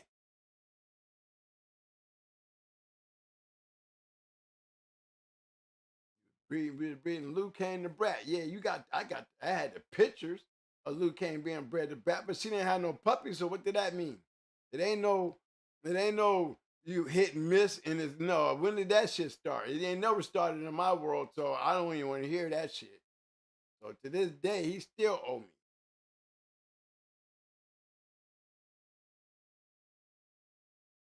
That's for people that want to deal with that, you know. Maybe you got good business. Some of y'all didn't. Some of y'all did, but still, he wasn't a dog fighter. So what the hell? He had Luke Kane. That's it. The dude with Luke Kane. You know, Spartacus and they had them decent dogs, but what are they? They ain't no basement, no kennels. So I mean, still, what you get. Still playing with papers. if you're gonna be paper game, at least make sure our dogs got paper puppies and shit. You know what I'm saying? If I don't get puppies, then you need to do something with that stud fee money. One thing you ain't supposed to do is keep it.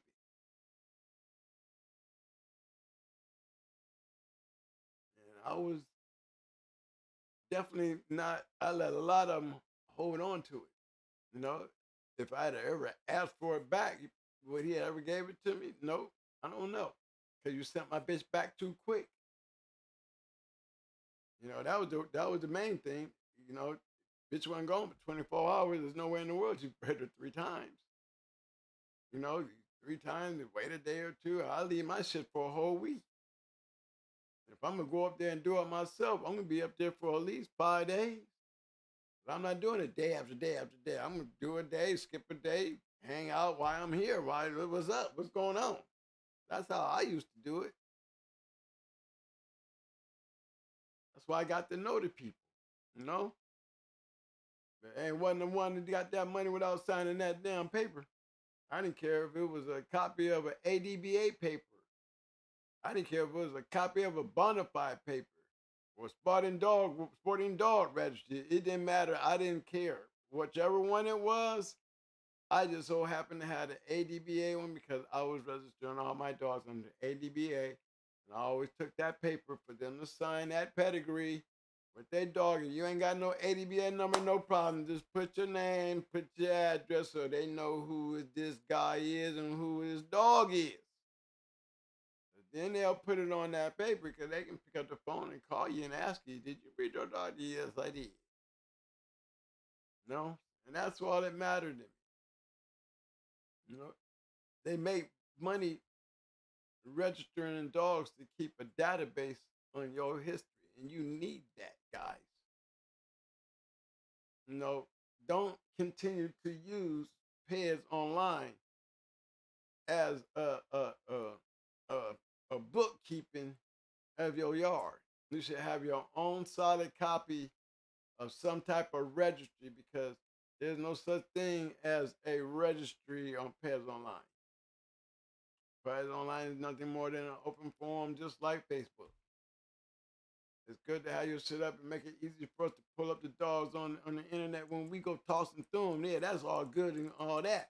But come on now, if it came down to me wanting to breed to your shit, I need to, when I come, I'm not going to be talking about, I'm going to be using Pairs Online to put my breeding in, and that's going to be the legitimate validation. No, I'm going to get me a registry paper, whether it's going to be through Bonafide or somebody, but it's going to be one of them. Going to give me an application, and I'm going to have it filled out before I pay any stud. And that's what I'm going to use to register that litter, and that's the paper I'm going to use. If it's Bonafide, I'm using Bonafide. But I'm going to have some type of registry. It's called preservation.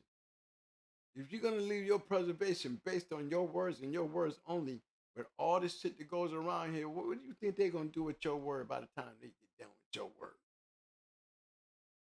Your word ain't going to mean shit, and the validation ain't going to happen.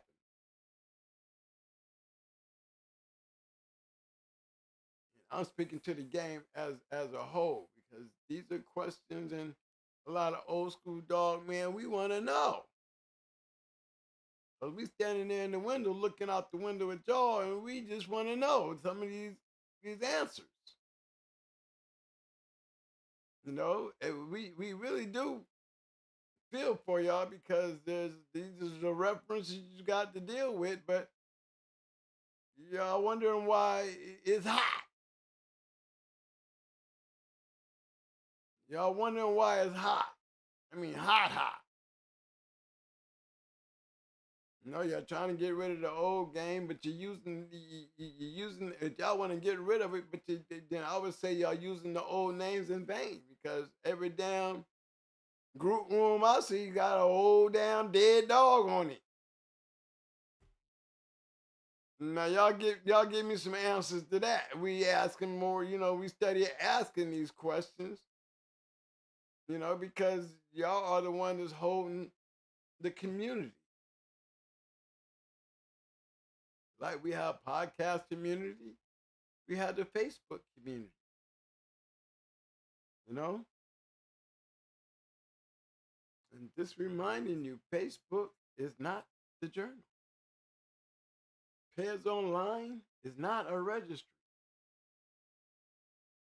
You want preservation of your hard work, especially if you in the basement and you winning, then you know better. Let that Facebook shit tell that it ain't there. But at basement, we get our registration so we can validate our shit. And we try to validate everything you do for historical purposes because 20 years from now, you're able to talk about it. You want to be able to validate it, right? This is how you validate. Because it definitely going to mean something in the end. No, if Rat wasn't in the Sporting Dog Journal, who knows? You know, if a lot of we had a whole book of champions, imagine if we didn't have none of those names in that book. Imagine that. We can look up all the champions. Me personally, I know there was one that was missing in there. So once I noticed one was missing in there, then there's always that possibility something ain't right. Now I can tell you the dog owner name was Willie Pittman. He had a dog named Ninja. Now, I know for a fact the Ninja was a Sporting Dog champion. I don't know if he registered his champion with the Sporting Dog Journal, but I know Willie Pittman's Ninja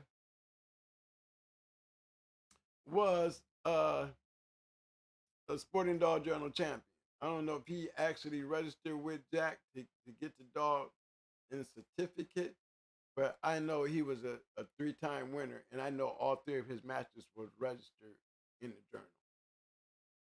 You know, you can pull his matches up, and there's 3 matches in the journal with him being, you know, under all the qualifications of being a Sporting Dog Journal champion. Now, just because you got 3 matches in there, if you didn't get in touch with Jack and put that application in for that certificate, you know what I'm saying? He wasn't going to call you on the damn phone to give it to you. So guys that was reporting these matches, you know, at some point they had to get in touch with Jack to fill out the application. How do you think they knew how Jack knew how the dogs was bred in your certificate? It's in the journal. And they got the pedigree in the actual magazine. It's not like that on the certificate, but it's like that in the magazine. You see the dog's pedigree. How you think he got that? Somebody told him. But I noticed Willie Pittman, Champion Ninja, wasn't in there. And I know he be my boy Catfish's champion, so he be the champion too. And I didn't see him in that list. So that always make me thinking, okay, you know, some people who should have been in there, they might not have been, you know, might have been journal champions and wasn't on that list. But I know one for sure. So, you know, once you find that one, then you'd be like, okay, the possibility that there's others out there that it could have happened to, you know, possibilities is there. Okay, now what was the next thing? Let's see. Let me see. I didn't cover that much of the stuff. What was the other thing? Oh, I wanted to talk about the day we did the pedigrees of some of these, you know, the new dogs, as far as their pedigrees and what kind of dogs, you know, we're going to put the dead dogs down and let me see what these new dogs look like. And, you know, we had 5 dogs. There was 5 dogs up there from a couple different people. And the funny thing about it, the Kawada dog kept showing up. I'm saying it right. He kept showing up. It was like everything that they was putting up, he was in there. Now, I don't know whether that was coincidence because it wasn't coming from the same people. But I was just saying, I was just wondering, is that a coincidence or what's going on here, guys? I mean, we got a big world out here. What's happening? You know what I'm saying? But I was going around when I said I was going to do what I was going to, like the post said about the champion thing. But one thing that you can do with that right there, and that right there, we always talked about the historical book of records, but like I said, the historical book of records is not based on anything upstairs.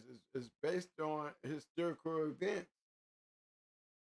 as well as the journal. It's just not going to be in depth like the journal. Like it's just you got to adjust to the times and the way things are. But it's definitely a record keeper, and it's definitely made for only one purpose, and that is to sanction champions. Don't know if, when, or if they're even real. That is not our job to do. We are like the gatekeepers of information. No, the only thing about that right there is kennel names are only registered through. That's the only way you get your shit up there is you got to have your kennel registered. But other than that, certificates do not have the kennel names on it. Now, you can take your certificate and let it be known as your shit and show that you are the owner of that dog. But you know, the historical book of records is only covering, the dog themselves and their pedigrees themselves. The name of the kennel, it'd be through it'd be up to them. It'd be up to them to take that certificate and do whatever they want with it. They can go ahead and expose the fact that there's his certificate. That's him. No match reports, none of that. It's just a verification and validation that you've been sanctioned by a recognized, you know, historical book of records is saying that your qualifications has been recorded. Based on your qualifications, you are a, sanctioned champion. It's a whole lot better than the self-proclaim because in time, you have something to fall back on. You know what I mean? Just a couple few that I ran across. I'm gonna try to see if we can play with some today, y'all. I ain't got the chat room in front of me. I don't know what's going on out there. I have no idea what y'all saying or nothing. So y'all forgive me. Cause I did go out there a little bit today. I don't know if I offended anybody. I wasn't trying to, but I was just wondering if y'all was seeing what I was seeing. I ain't understand it.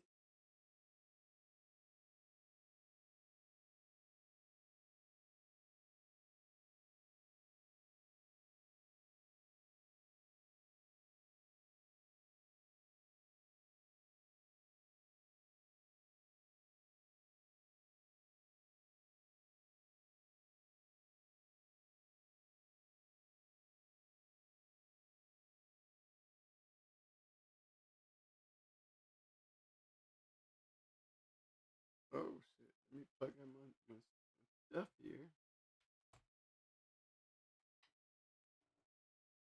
So today I'm gonna throw up me some winners today. Since everybody was throwing up some koala stuff. Okay? Let's go play in some pedigrees today.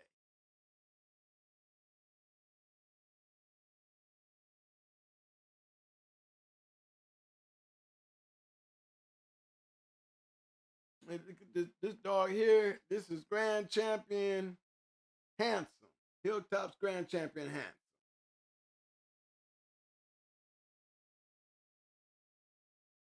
All gas, no brakes. Nice looking dog there, hey. Y'all with me? Check out the pedigree.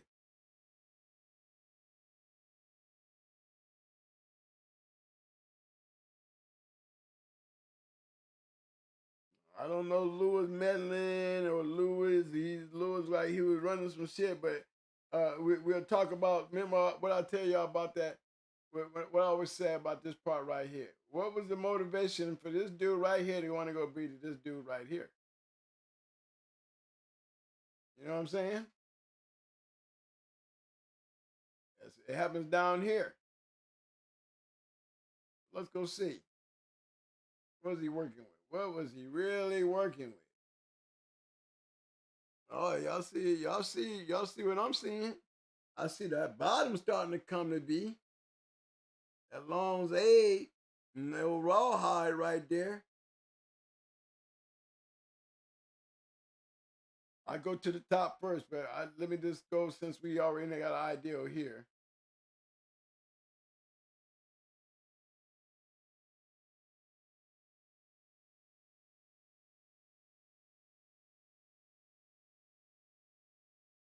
Yeah. They go James up was little rascal right there. They go Hap. They go Weirdo. They go Bailey's Bingo. Oh Flossie. G. Mr. Bulldog.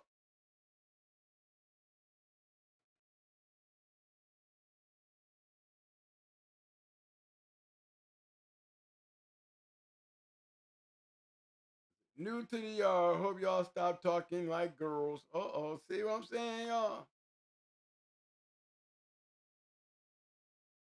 What is that about?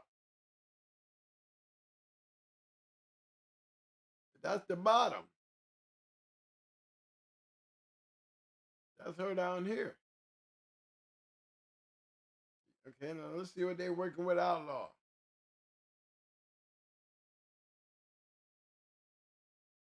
Two-time winner. Look like a family homebred shit right there. I see a whole lot of Lewis. Champion rifle, champion Corolla, Wilcox Angela. I mean, it's pretty consistently bred, y'all. I just want to see where they go back to. Let me go with the grand champion. You can see he's a grand champion, six-time winner, but look, he got a lot of help. He definitely was dealing with matchdogs here, okay? Motivational wise, and he playing on his own yard. You know what I mean? We already know his motivation with her. Breed to his own shit. The winning shit. Okay, I'm starting to see that meddling stuff. I wonder if it's that meddling. I see G. I'm just wondering, we be heading back to that old meddling outlaw stuff, that old red boy in there or something. Let's go see. Let me see what Ralph is doing. Yep, seeing more and more Jeep. They go Medlin's outlaw, like I said. Right there on George. George is there. They go George right there. So we understand what his motivation was because look at the top half. That's why it seemed to work, right? Boopsie. There you go. She ain't a Maryland dog. What is she? The red boy dog right there.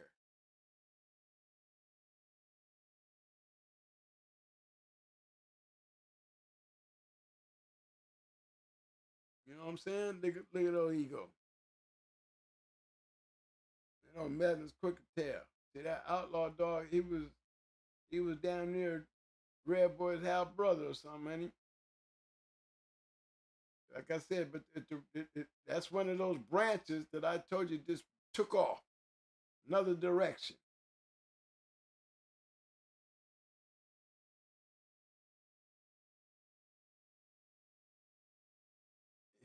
Him and Red Boy on the actual note, I would say that they have brothers. but their tails jump dogs. You know, even in that sense, you know,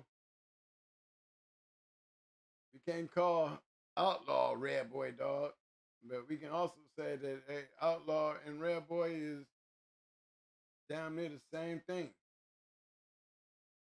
The concept of crossing the Madeline, which is Jeep red boy to me, even when they grab that little yellow stuff down at the bottom, that Whaley's eagle, same shit that created the yellow John dog. They go Bootsy here, there's Bootsy here. So we already know what that is here, and we know what this is here.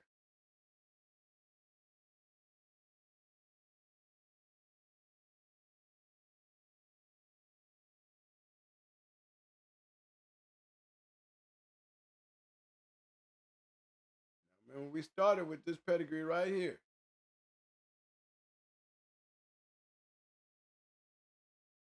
this, that, this is where we started at.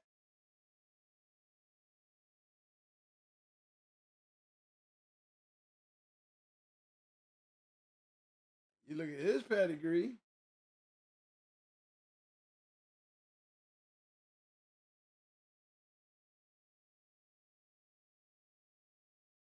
we already know the top half.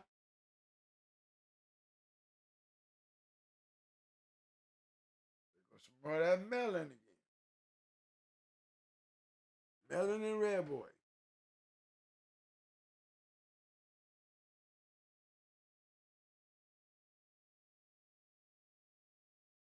I like it.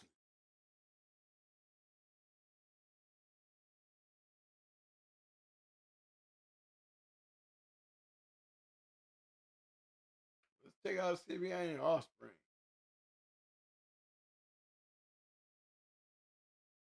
Hebrews gas on the way. Let me see what this Hebrew looking like.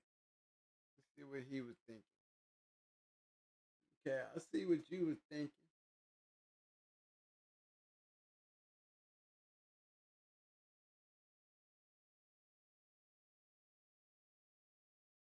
Me personally, I was going. I'd have had another route.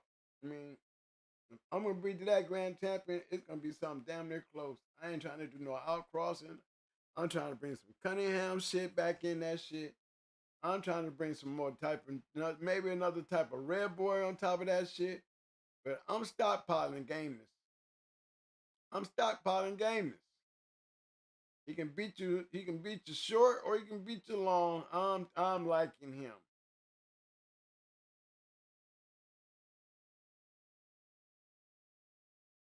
What y'all think? I'm talking to y'all now. I can't see no chat. Might get around, so I'll be able to go back to the video and watch to see what everybody was saying. Cause I can't, I don't see the chat. But hey, what y'all think?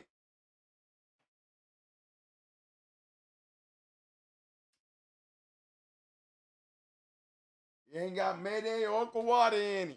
You know what I'm saying? For real.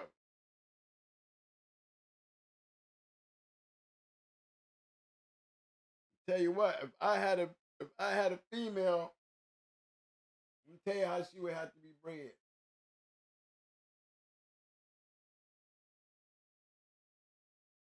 Hold on, y'all. I'm just catching up.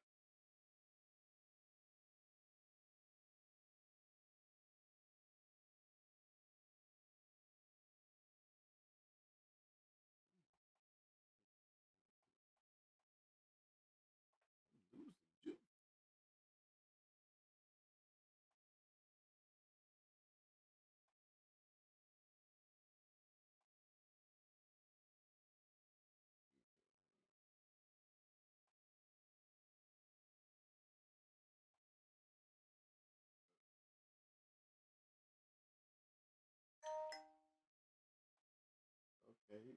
Somebody just took this picture.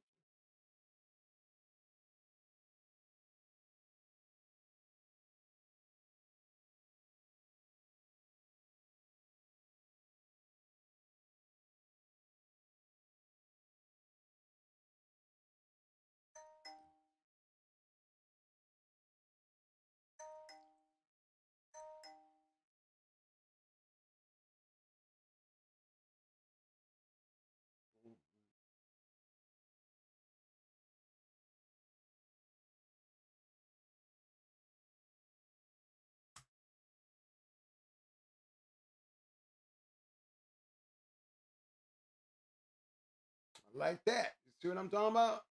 Yeah, I was digging this shit here earlier.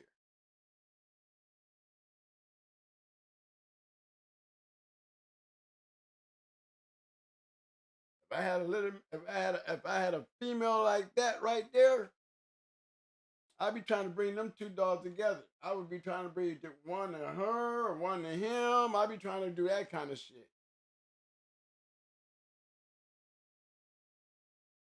Because one thing we know, the Cunningham and the Gardner shit is working together. You know what I'm saying, y'all? That's an indicator,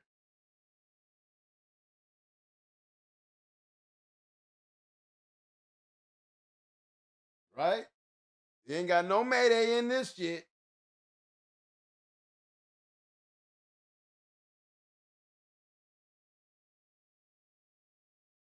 Okay, y'all know I'm gonna go to the top. Y'all already see Sammy down here at the bottom. They go Bones in the closet right there. It's Champion Casanova.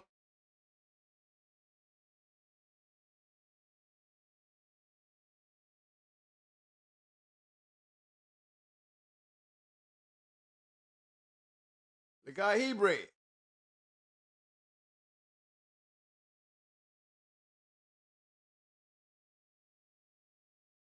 See, this is the kind of stuff that I was talking about. Some old dead shit still being preserved.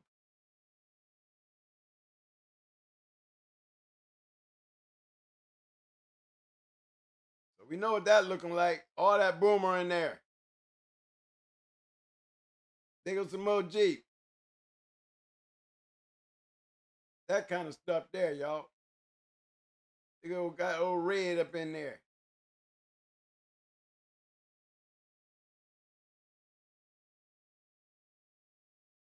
Okay, working material.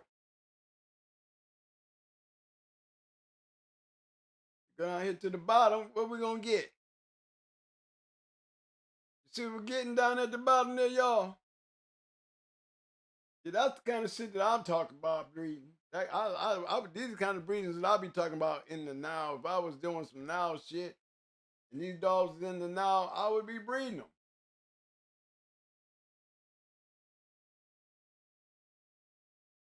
Not knowing who, when, where, or none of this shit. We don't know when this shit popped up. Jesus helped us. But y'all see what I'm seeing.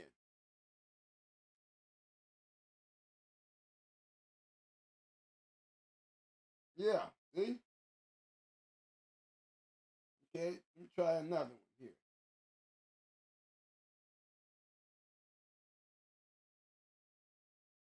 Um, what y'all think about that? If we had a bitch, I would be trying to hook up to both of them.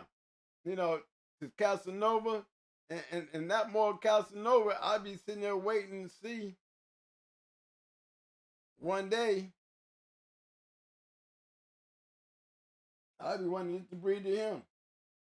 I would have a female. I would have a female being bred to both of them. Be like, well, what kind of female would you use, twin? God damn.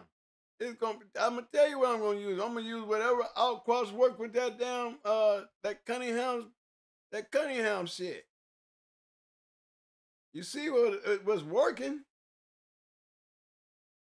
If they got my attention, I gotta have something close to it that I feel like, my motivation says these are the two dogs I'm gonna take this bitch to. And what am I trying to get out of this? Well, one damn thing for sure. If I was to take a puppy out of each one of them and cross them back together, I'd have a whole bunch of goddamn red, wouldn't I? Red man. Producing power. Production.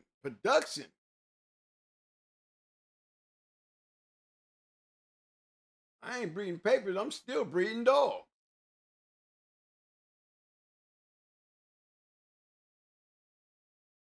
That's all. Just trying to make a point. Just trying to make a point. Let's see what else we can conjure up here.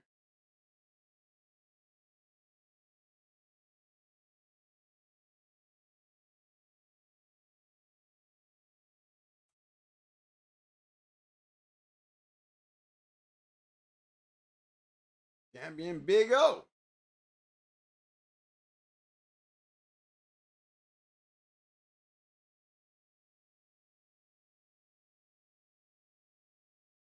That's what they working with. We see the blackjack, so we looking at this one right here. What was his motivation? To breed the gator.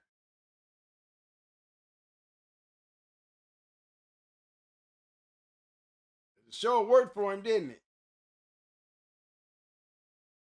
it? It definitely produced one.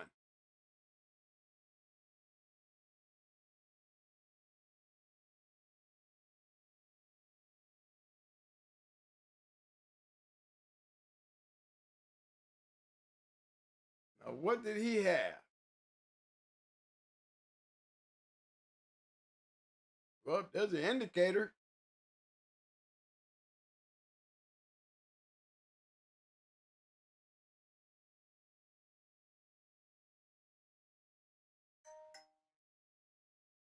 You see that chance, JR. You know what I'm saying? We'll start with Rita. You see what I'm saying?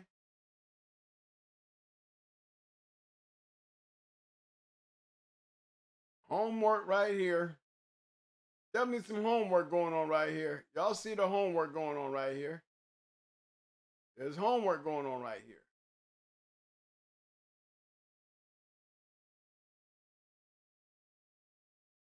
Oh, Rita was a she was a handwork. See, there's Rita there, Rita there. Go back to her one more time. You see what his motivation was, right?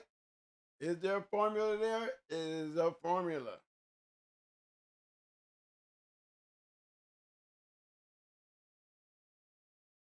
We ain't putting up a lot of quad, but we sure picking up a whole lot of red boy cross with that Jeep shit, ain't we though? Already. And we already know what, look at the top. We was playing down here on the bottom. Again, Rita. So we know what his motivation was when he went to Black Gator. Was he right? I would call it a good call, buddy. Good call.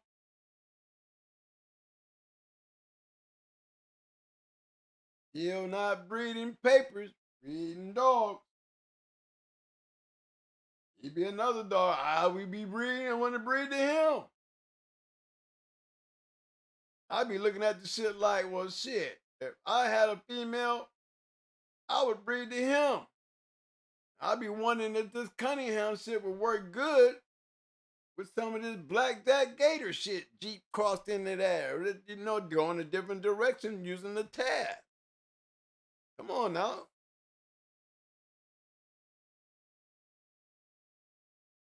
He would be my motivation to say, my motivation is to breed the big O. I would be like, yeah, I'll breed the big O too.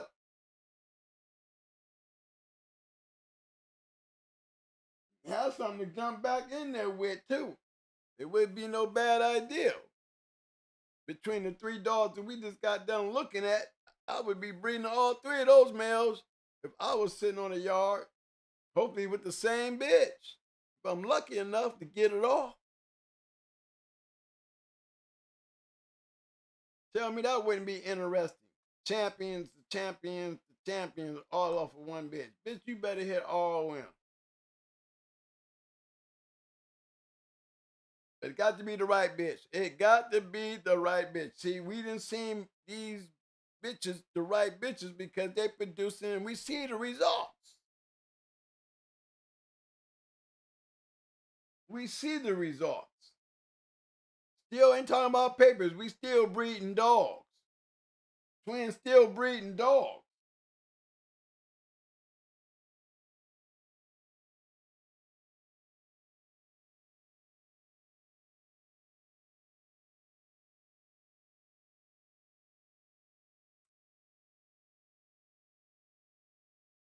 Remember this one here, old Burger Jack? Champion Burger Jack. Y'all tell me I wouldn't be breeding to him. I'd be taking my shit, and I had a bitch, I would be breeding to him too. I'm collecting.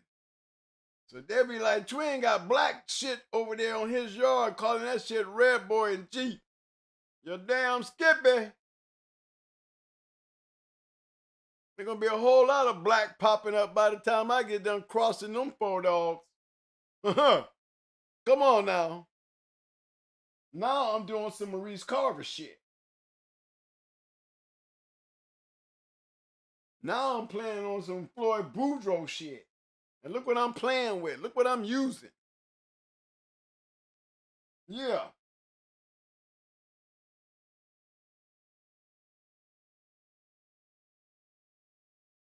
Now y'all tell me y'all wouldn't be breeding them bitches. Y'all had a bitch, I would be going, and she would bred anything like these dogs. Anything. All you got to do is have some Red Boys, some Jeep Red Boy Rascal, something. I'm breeding. Because somewhere in there, my motivation tells me out of them 4 dogs right there, I'm supposed to hit something. I'm supposed to hit something. And I'm not breeding papers. I'm breeding dogs.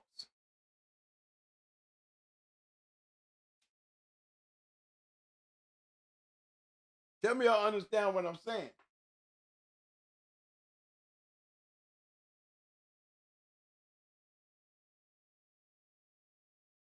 Okay?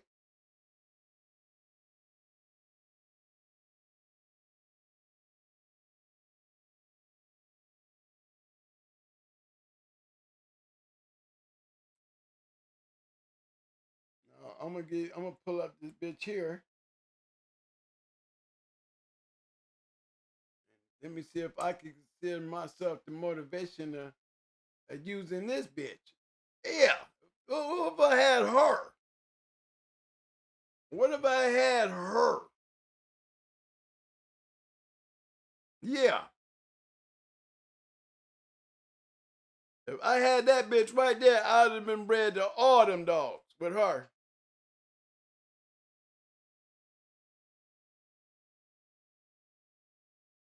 Y'all see what I'm saying now?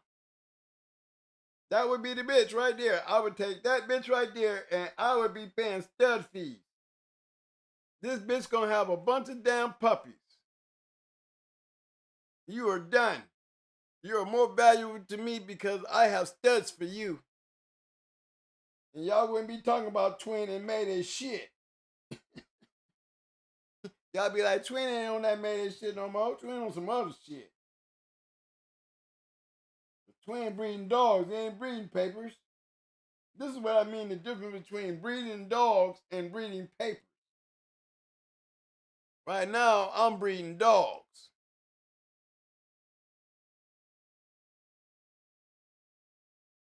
My chances in percentages, my chances is better. I'm looking at my chances.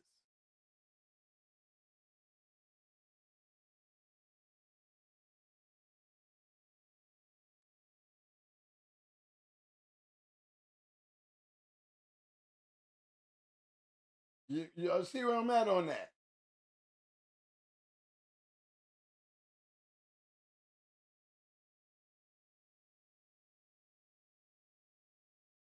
These are the kind of moves that I would be making if I had it to do again. More black shit. You know, that one right there wouldn't be a bad idea. I'll start off with them 2 black ones right there. Let me start off taking her to him first. You know what I'm saying? And then I would take off and go and get them other 2. With them 3 little, I'm shutting down. I'm closed off to the public. I'm closed off. I'm shutting the yard down. I got nothing but all these litters right here, and I'm gonna sit on them. Somewhere in this shit, based on the formula in the dog, I'm feeding a good yard. I'm feeding a good yard with a lot of hope. Numbers will definitely be better compared to if I was just breeding paper.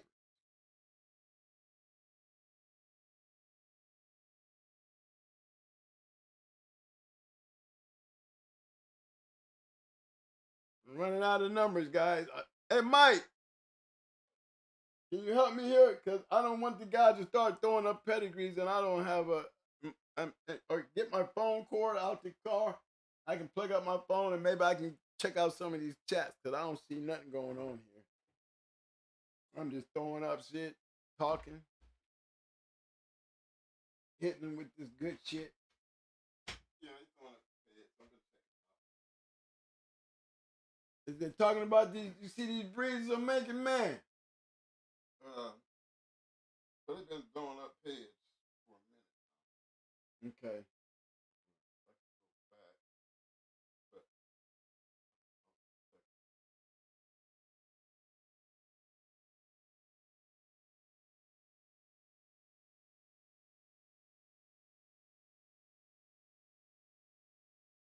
Check out this champion ace dog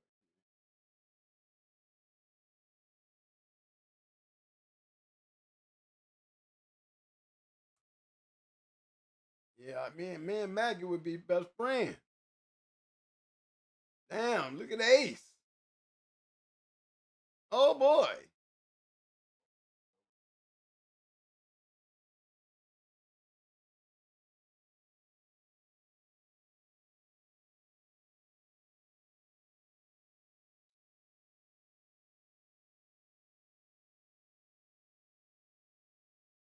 But the bitches I was coming back in there, he wouldn't be public stead. It'd be private stead. Cause you wouldn't say no to my shit. No, it wouldn't. Not the shit that I just showed y'all.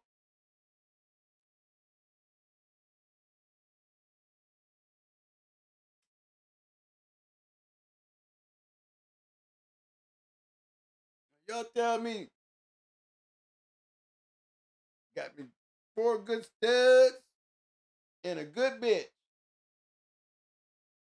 That's how you start a yard. Throw all that other shit out the yard and start off with that one bitch. And when I get back, I might be a little short on change, wife. But I tell you, baby, I'm gonna be straight here in a minute. Just give me about 2.5 years.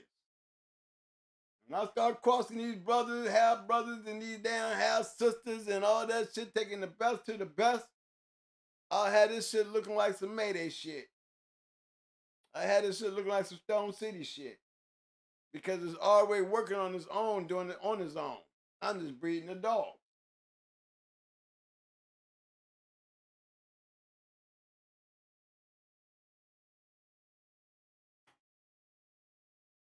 Yeah, that would be my wish list. I just showed y'all. I just wanted to point that out to you. That would be my wish list. Then if you was to come back in and do some shit with some dogs, what would you do? I was just so happy to tell y'all I ran across these right here. I ran across them with the belief of I'm standing right here on the side of the fence and I wanted to step over that line and say, if I step over this line, I'm in trouble. This is what I be getting in trouble with. I'm gonna make it fucking worth it. Okay? I would be on some serious shit taking that cross, them crosses that I just pulled up. I would have some of that shit on the yard. Whole yard full of that shit.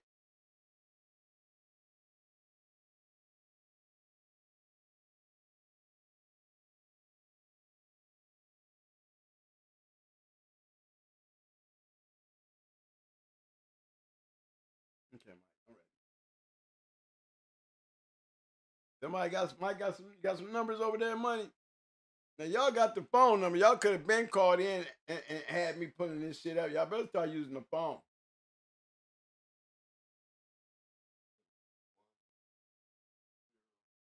120. Okay, hold on. 130.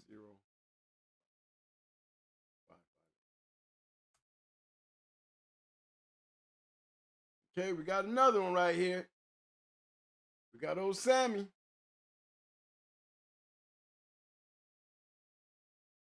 This comes from James Jones right here.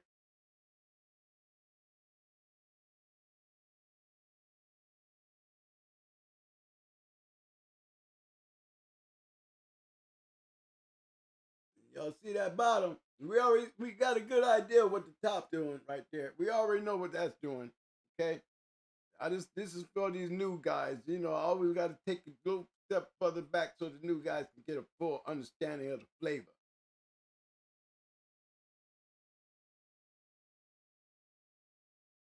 See, he had just enough out for me to go tacking around with him too, though, y'all.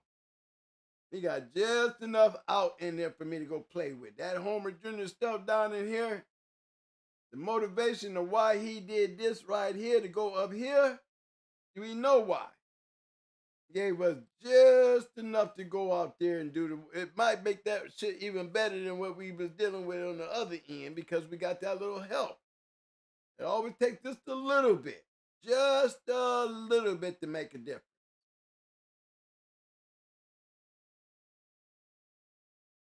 As you can see, you got little Homer up here. You got Homer Jr. down here.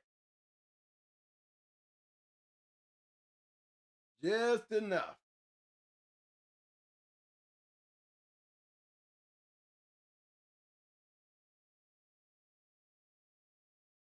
More black shit. Boy, I'm telling you, twin, we be having black dogs.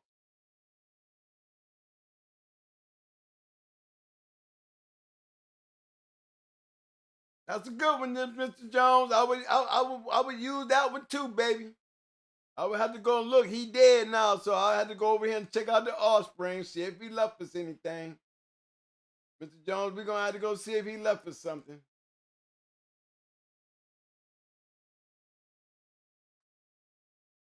Did he leave us hope? And keep in mind that bottom side was black.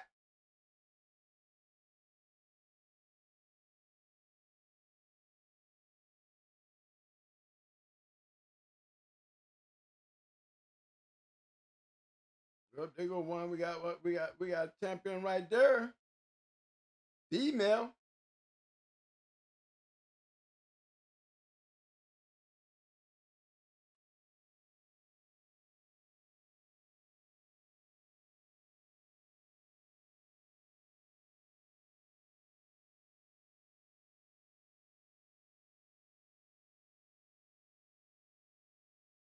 Well, I see Kamikaze in there. I know I'm gonna be heading the red boy here in a minute. Just to let you see on the top side.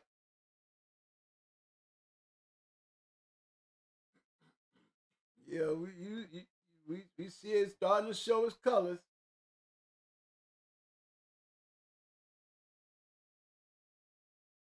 Heavy red demon. We see a lot of Parker. Whole lot of Parker. All right. Yeah.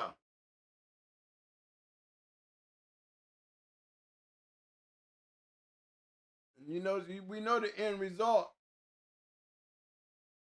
That was the top side. You go to the bottom.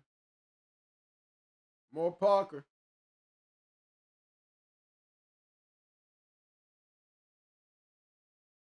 Y'all see that?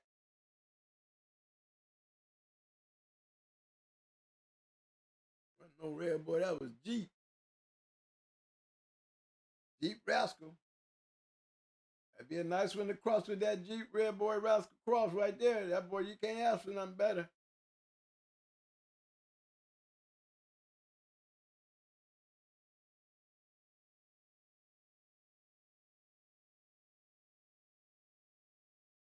Yeah, he sure couldn't. Shit. Hold on. Couldn't ask for nothing better. Coming off that champion, producing a champion. That'd be a bitch. That I'd be wanting puppies off of her. I'd be like, well, I hope you breed her right.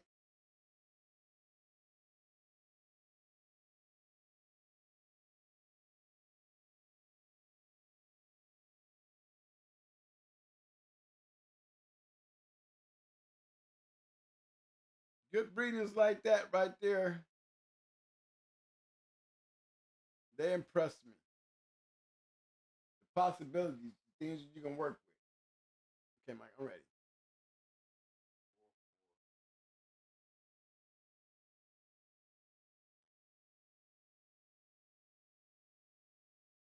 445.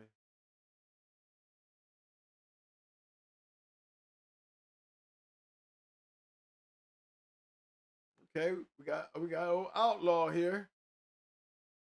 Oh, Uncle Wooly. Uncle Wooly, you know, Uncle Wooly, we know he ain't a match dog. He got all the right shit that we had up there earlier. We need all that. All he needed some of that Cunningham tossed on top of that shit. Oh, Uncle Wooly. Uncle Wooly got to show me he can produce. Ain't nothing there. 2012, you know.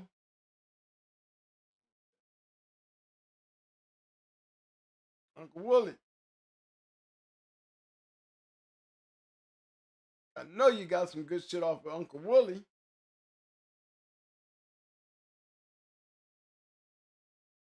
Shit, just by him right there, we know where he at. We seen him already. I mean, he's one of them ones we was talking about who had a champion. What is this, a female? No, he might be a male. Got to be a male. Uncle Wooly.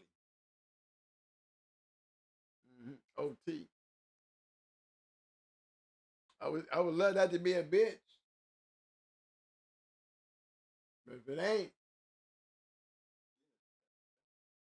ooh, Uncle Wooly in the chat. Uncle Wooly, is that a female or a male?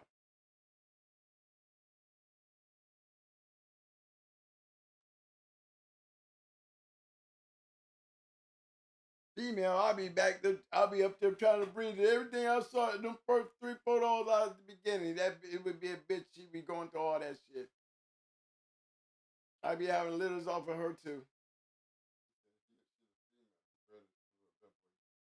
Red boy male. Mm.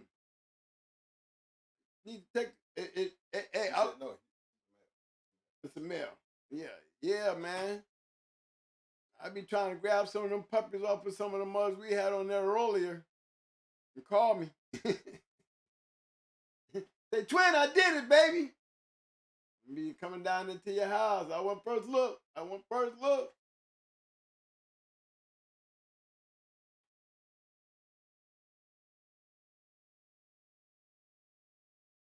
Yeah, I would definitely add that. I would definitely test the waters with that Cunningham, being that you got that outlaw. You got that outlaw as a real nice backup. You've seen the dogs we had up there earlier. You know what I'm saying? You can always hit rewind and go back through there and really take a good look. That would be a good something for you to play with and look at and really, if I was in had a dog like that right there, that's what I would definitely be looking at. Tabby was Sammy's sister. Okay, see? So I would be feeling that shit. You already know what I'm saying then.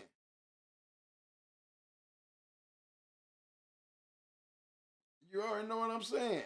I would be trying to them was the kind of crosses that they guarantee they damn near, I wouldn't say guaranteed, but I would say the percentages are higher. They're higher because we're breeding dogs. Look at the dogs that we breed. Oh, okay. See? So now you looking for a female off of Sammy. I be trying to get a female off of Sammy. And I want a female off of Sammy so I can continue that run. I'm still running back to the dogs I had up there earlier. I'm going to Big O. I'm going to Grand Champion Handsome. I'm going to Burger Jack. I'm going to Champion Ace. And y'all call me in 3 years. I dare you. I dare you. I got maybe 30, 40 dogs that bred just like this shit here. I have went to work, went into the lab, put my lab jacket on, got my flyer miles, and I'm gone.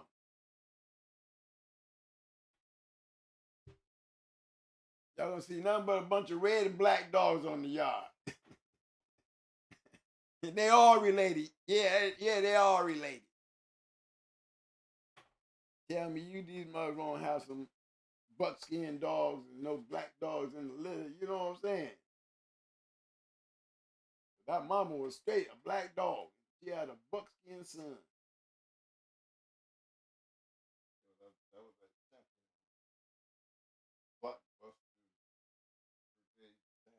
Mm-hmm.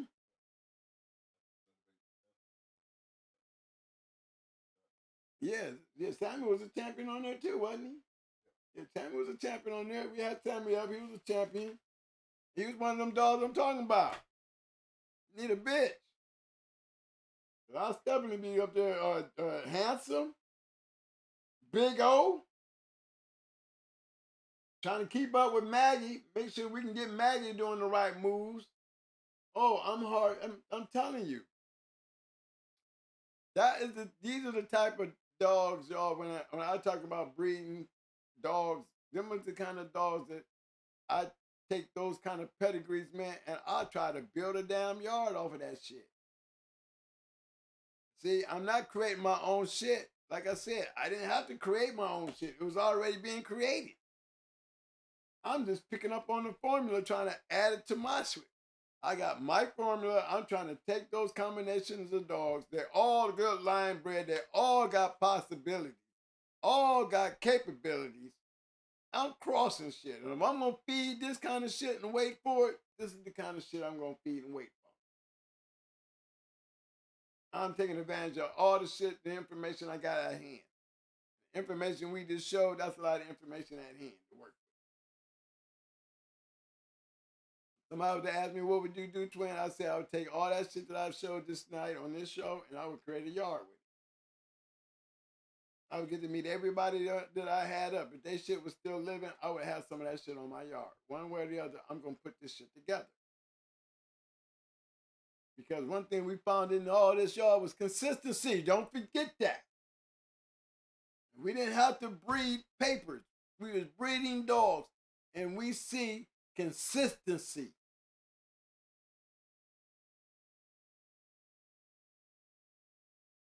We seeing a preserved line being used.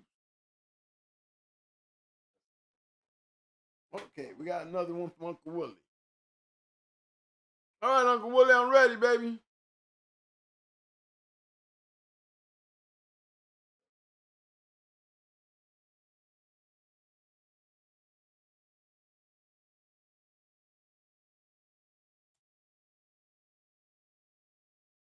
Okay, we got a two-time winner here. AKA Good One's Juice. Oh, you're killing me, Uncle Willie. You're killing me, Uncle Willie. Man, where we gonna buy the bitches from, y'all? We got all these badass males. Where are we gonna get the bitch from? We're gonna have to, we need a bitch to bring all this together. We got the males, but where is the bitches? We can't just kill Maggie. Maggie could go to every one of these dogs and I could build a yard straight off of Maggie. Champion Maggie would go, if I had Champion Maggie on my yard, Champion Maggie be getting bred to every damn dog I just pulled up. Maggie gonna be an all win. Damn it, bitch, with this kind of shit to hear I'm doing with you, we supposed to beat Honey Bunch. It don't take but 5 of them. Maybe 6. And we pulled up some great lines of dogs that fit perfect with every single one of these dogs. Every single one of them.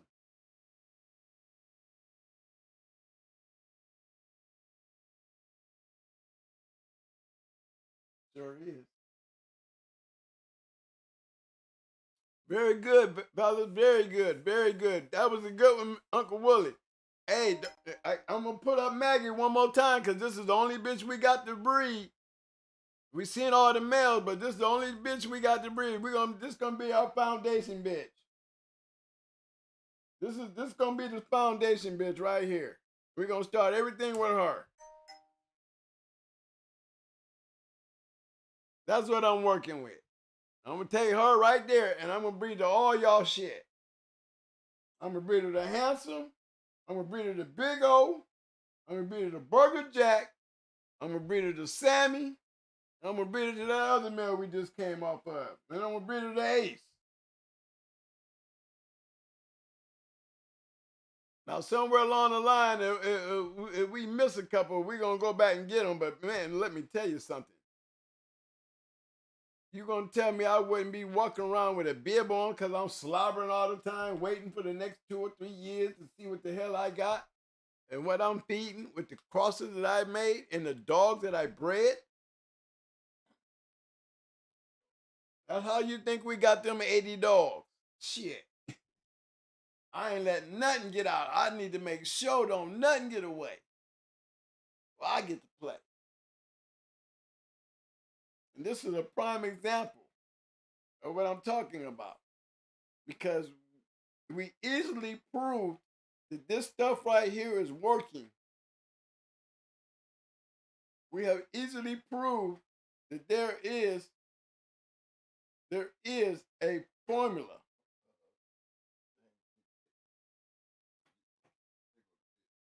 Uh-oh, James Jones, you got me a bitch, man.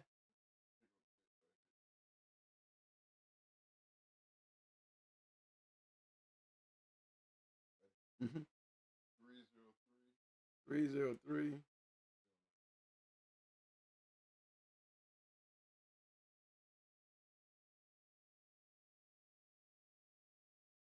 Oh.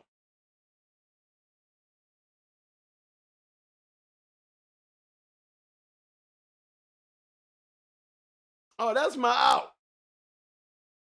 Now, you know damn well we can't do nothing with this but put an out on it. This is nothing but an out bitch right here.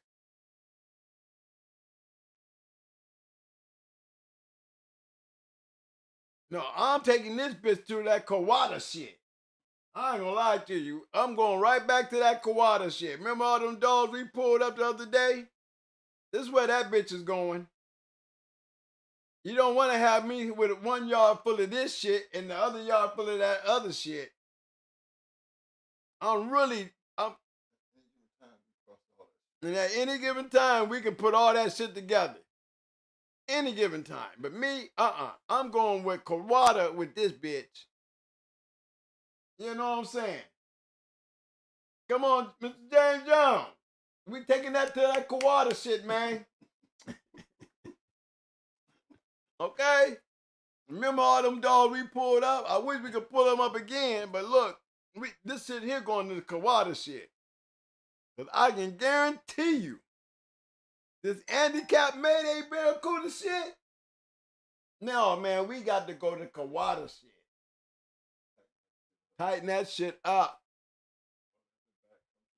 We're going to bring everything in that fourth goddamn generation, we're going to put it in the front. Straight killer. And then we still got enough to bring out that. Remember, we can always, as long as we got that yellow shit in here, as long as we got all that handicap, remember, all this shit plays together.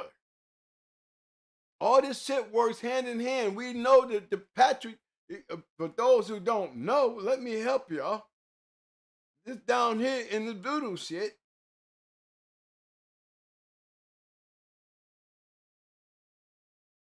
all this shit is gonna take us back to the Patrick shit. So the Mayday shit is not no far off. We still line playing this in this game. A whole lot. All this shit. We just crossed it with the Mayday. It's still a line breed. Look how strong that shit is. And that was just the one half. That was just him. And we got to this one. Oh, Calvin in them. Got some more of that shit. That's just the bottom. We don't even want to talk about this, the bottom. We don't want to deal with the top. Lord. Look at that specimen. Look at that specimen. There go that Patrick showing up. With all that heavy red boy, all that yellow John, all that yellow. With an into that goddamn Toro, that Jocko, got it all up in there. Got the double Mayday. Oh man, we going to Kawada. We going to Kawada, man. I'm going after every one of them champions off the Kawada. It's gonna be a whole year. I'm gonna be like David Tank. I'm gonna have one part of the yard black shit. I'm gonna have the other part of that yard red shit. And then I'm gonna have the other part of that yard that red and tan shit. That Mayday with that damn voodoo, that damn boil shit. You already know that they gonna come spotted up like a mug. You see what that shit looking like? Let me get the picture. I'm having them special colors right there. There's gonna be just a whole plot of that shit. Gonna be my black shit, my red shit, and that shit. Cross with some of that Kawada though. I'm going in with Kawada with this shit right here. I can build a great line just by going to the champions that we seen that was coming up with that Kawada dog. That Crow Red shit. I'm talking about these are the kind of crosses that you make that you call preserving the game, because we're not breeding pedigrees, we're breeding dogs. We're actually breeding the dogs that got the pedigree. And we're taking the best of all that shit. And how you know it's the best, must I say? While we doing all this on the yard, we getting free looks. The world won't know until we get ready to let the world know when we unleash that shit. I got to get with the program. I got to be the next man on the list. And that man has to consist of the dog, not the pedigree. Because in every one of these guys, we saw dogs. Dogs with great pedigree. That's the only way I want to look. I want to look and see what made you this. Okay, now this right here is supposed to be able to say, if I can do this and do this, I'm supposed to get the same thing. And I'm basing it on strictly the performance of the dog. You're right. And you know when you're doing shit like that with the money you're putting in, you ain't selling nothing. I ain't trying to sell nothing. I might let the wrong shit get away and somebody beat me to the damn punch, all because I couldn't keep my mouth shut and not sell nothing. Everybody gonna be knocking at the door. Probably gonna have more cameras than Tom Gardner got around his house with the shit that I'm sitting on. Shit, you think I'm keeping King Kong in the cage with all that shit? Cause those are history making crosses. That's what the game was built on. I mean, how many champions have we seen? We still have not found champions that were great dogs that weren't bred great. Why we keep seeing formulas in these dogs that we're pulling up? The best of the best always in the third and the fourth. Always. Yes, we did. Hello. This Marie.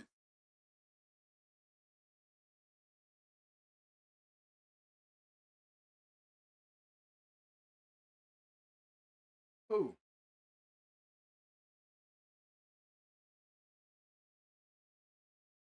Yeah, I had him up there. Yeah.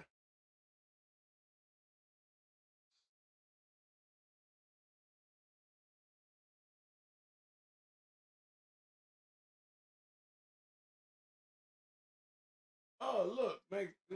Hey, they ain't moving. Oh, okay. The shit ain't moving, man. They missing all this, Mike. Thank you for calling, bro. Okay, thank you, bro. Somebody called and told us all that good shit that we talking about, man. Ain't nobody saying nothing. Over there, Uncle Wooly. Oh, fellas, somebody called and saved the day.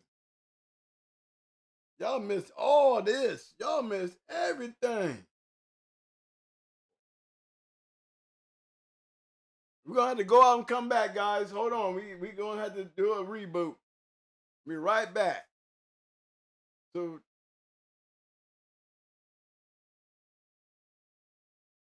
okay, we left off Uncle Willie.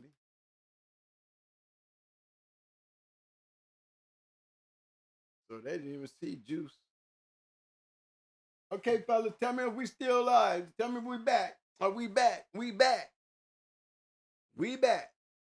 Now I got to go all the way back to Uncle Wooly now. Okay, we finished to Uncle Wooly. Okay, that's where we ended up at. That's where we. Okay, now this is what I did next. I went from Uncle Wooly to Juice.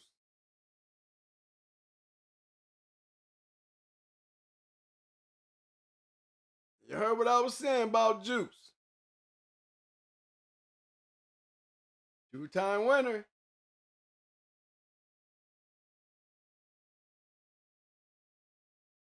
You see how he bred?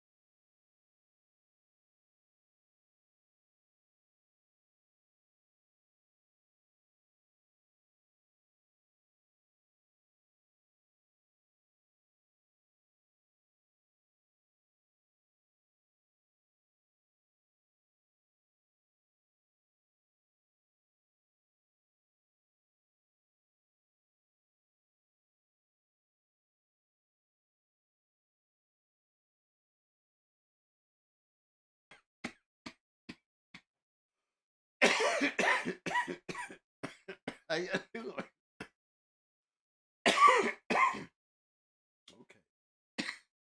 we're back. Okay, we back, y'all. We got sound. We got sound. We got sound. I'm gonna finish this thing out with the knowing with the crosses that we were sitting back going to be making with these dogs. These would be the perfect dogs for me to want to start a yard with. I mean, I would. It would be an experiment. It'd be a private experiment. But those are the kind of things that, you know, it's the way I built our yard. I built our yard by doing exactly what y'all seeing these people was doing with these very dogs that we poured up tonight. You can't say y'all don't see that. Because we still pulling up great dogs with great pedigrees, y'all. And just imagine if we had the sources to really look, we able to come on here and pull this shit together. These dogs, y'all might even know it even existed. These might be dogs out there at y'all fingertips. Uncle Willie has some dogs. Uncle Willie, you should venture out a little further, man, and seen the shit that we seen up there that could have went with your shit. And Willie, you need to get some of that shit and call me. I'm trying to tell you. Because those are the things that change time.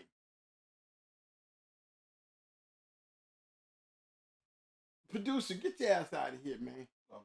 Okay. Oh. Mike wants me to talk to y'all. I'm up here talking to the pedigree up. Yeah, he willing to see me. But look, yeah, man, you gotta look. I'm just saying, you know, if it was me, you know, given the dogs that y'all shown me between the quad dogs, and we was looking for other lines. And today I came in with some more shit, and look what got added to the shit, even bigger shit. I mean, just imagine the dogs that we could have access to. That we could do that, man. You know, the journal used to make it easy for us to do it. It's not like Facebook where you're being scrutinized. You know, and when you're being scrutinized and you always got chaos going, a lot of information gets lost because a lot of people that's on some serious shit don't want to be around this shit. So a lot of shit get lost. And then some of them don't take nothing for granted just because of the simple fact it's on Facebook. And don't know what's real and what ain't. So, you know, a lot of real ones stay in the basement and get their information for where it's made at. But for those to get an opportunity to present those dogs, you know, and you be wondering, you know, a breeding program for a person like me, I would have been trying to breed to every damn dog in the last 2 damn shows that I've seen. I'm trying to take a bitch to every damn one of them. I would be building a yard full of damn puppies off some of the baddest damn dogs out there. And be wishing like hell. Can't wait till the phone start ringing. Cause I ain't posting shit. I ain't publishing shit. I ain't doing nothing. You can put me down in the cellar.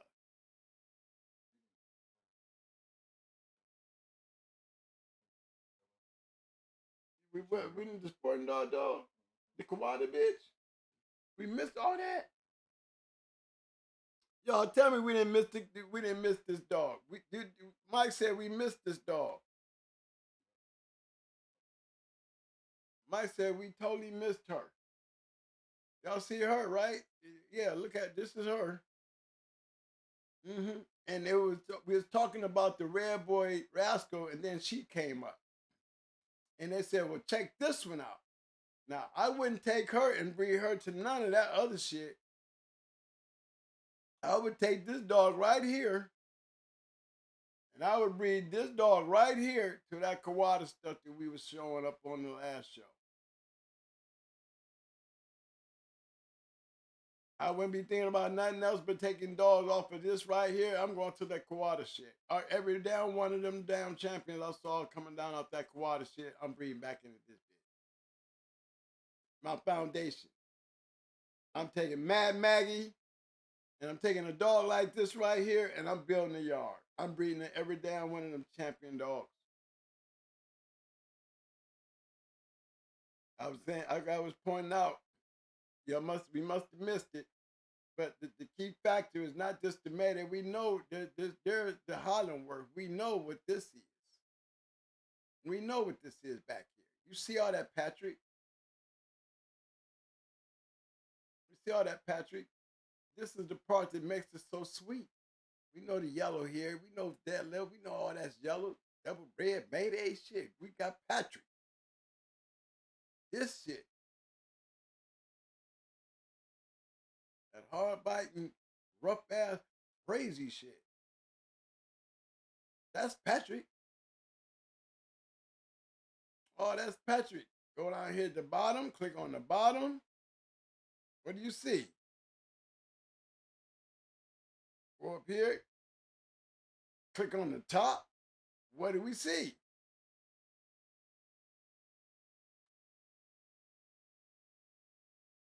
You see what I'm saying? No, you take this shit right here and you breed that female. You give me a female like this right here, and I'm breeding to that Kawada shit. You gonna tell me something, man? I'm gonna have, like I said, I'm gonna have my yard cut in 3 places. Black on one side, red on the other side, and this buck shit in the middle. All bred to all those great Kawada dogs that I seen in the last show. I'm taking them dogs.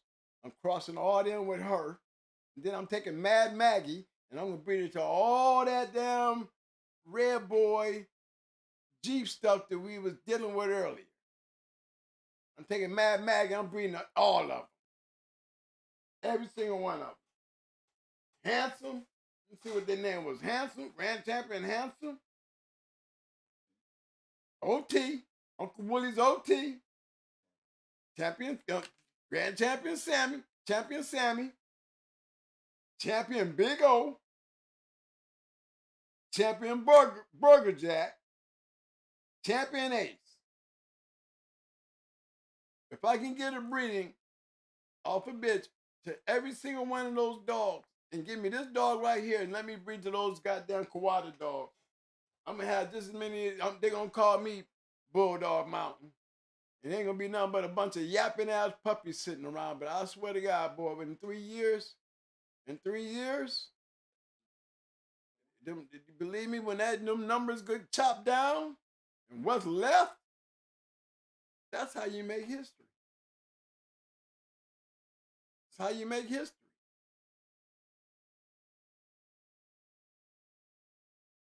Greatness brings greatness when you breed greatness. That right there and all that right there was set up. You don't see much of nothing right here but the good breeding, the motivation to get a dog of the year coming out of the Virgin Islands.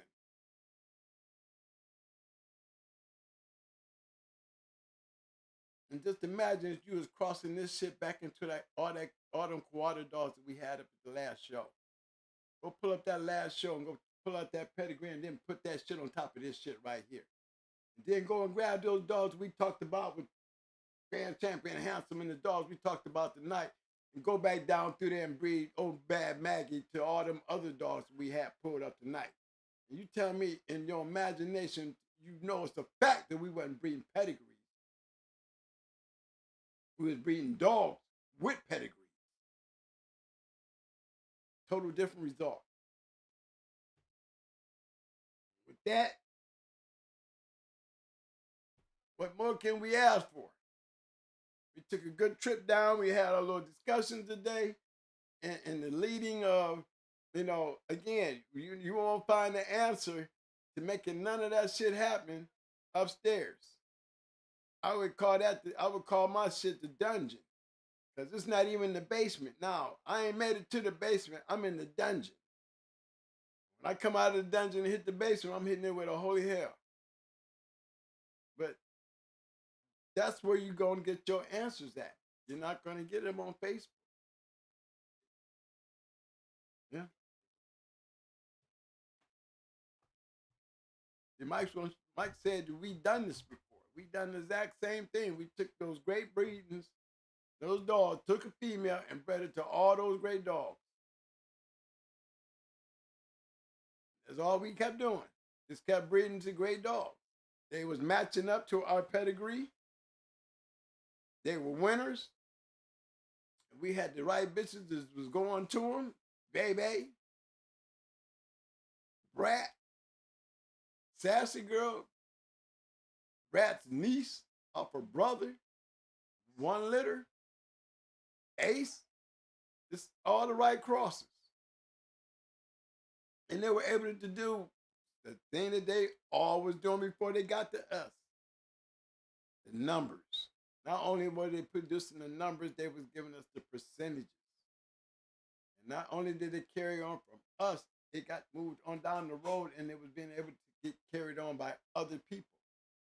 I mean, like I said, that's why we damn near got this little book that we doing with all the dogs, the going hard dogs that got out there and done something.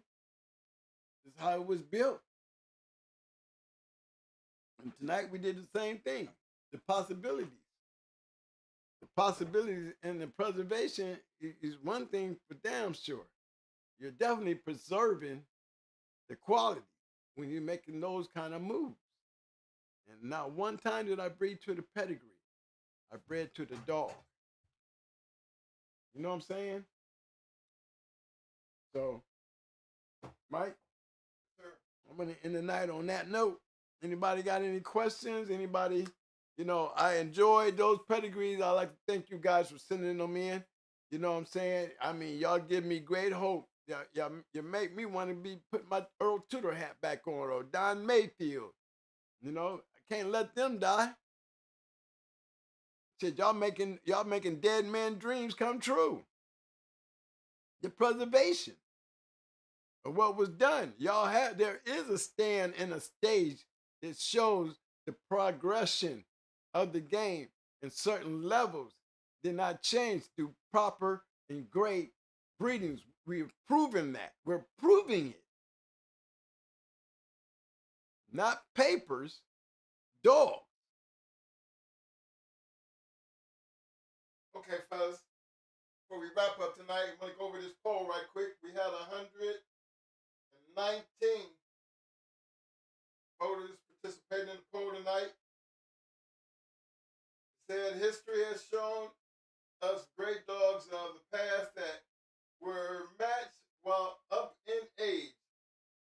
How old is too old? We had 5 years old, 23%, 6 years old, 26%. 5 years old, 23%, 6 years old, 26%, and 7 years old, 51%. I mean, me personally, 6 years old is the mark, and you have to be a grand champion.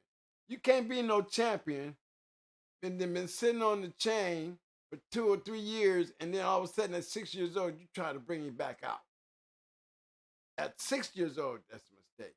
If you got a champion who's made champion and he's 3 years old and you wanted to bring him back at 5 years old and you ain't done nothing with him, your chances of winning is not as good as they was when you had him activated.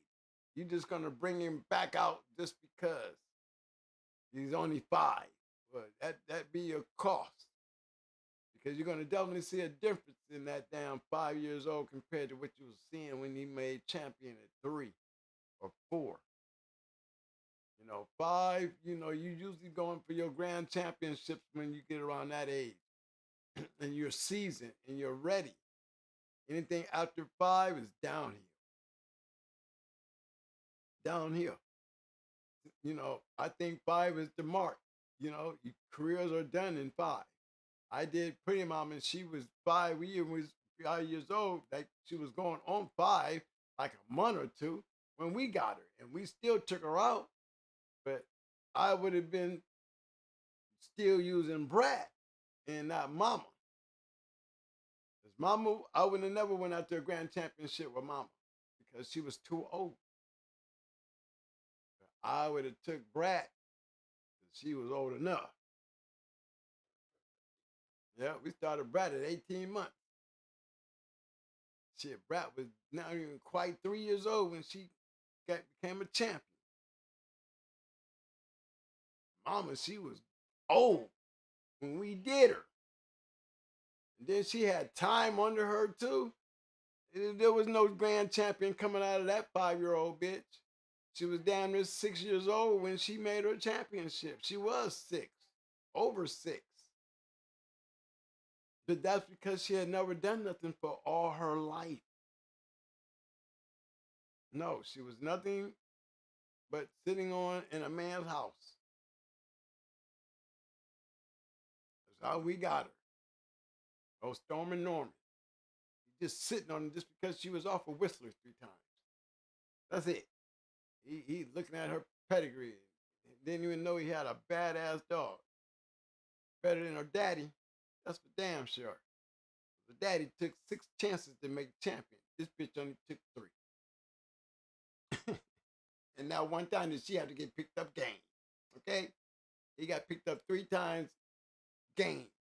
And he won 3 times. No. Mama was nothing like that. All right, fellas. Appreciate everybody showing up. At that point in time, to help me out here. I mean, my lights look terrible, but then that's okay. Poll look great. Appreciate that. If you can take the poll, I think you can hit the damn like button. But for right now, give me them thumbs up, thumbs up. Thumbs up, thumbs up. Muscles. Muscles. Muscles. Now give me some roses. Flip 'em, man. Flip 'em. Roses. We need them damn roses. Come on, man. Y'all feeling what I said tonight, man? Can I get some love, man? Shark Tank. Shark Tank. Come on now. We probably the only show that never get comments after the show. You know what I'm saying? Ain't that funny? And me personally, I love it.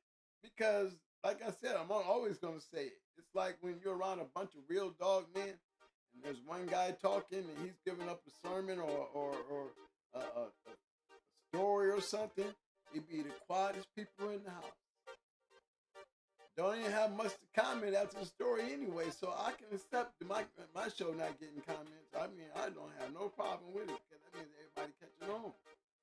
And we enjoying it. I'm enjoying doing it again because I'm not going through the headaches. I'm tired. I do a lot. But, I mean,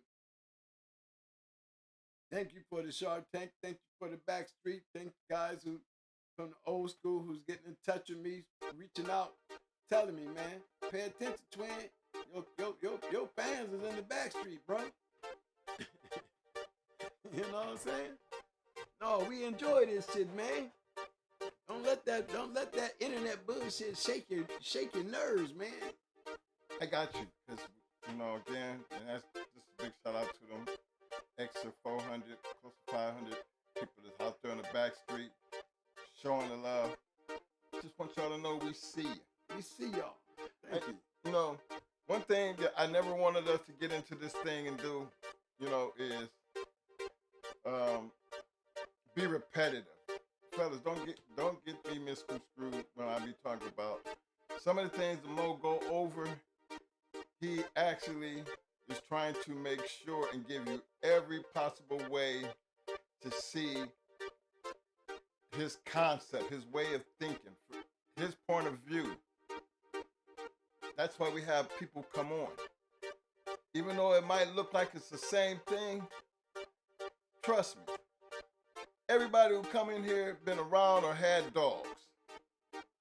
Now, regardless of how you say it and look at it, it's always going to be repetitive. The problem is, if it was so damn repetitive, then everybody would have the same shit. Everybody would have the same story. But it's not. So that's the reason I don't look at it as being repetitive. We just give different views on how we've done it and other people have done it. Because somewhere in these conversations, you're going to find your niche and it's going to work out for you. Or it's going to be something that you didn't know. So even as Dog Man, I ain't never ever said that we know everything. Hell, we still learn things from the fellas out there in the Shark Tank or some of the phone calls we have. And like some of the pedigrees y'all put out there. We get a chance to see other dogs that was out there. A lot of y'all probably didn't even know they was out there. Shout out to James Jones and Uncle Willie. Appreciate that, fellas. Good dogs. Them men right there in the Shark Tank. So, might not know who they is personally, but one damn thing for sure, you know they have some damn dogs. And I don't see it wasn't repetitive. I ain't seen a damn pedigree that was repeated in this shit.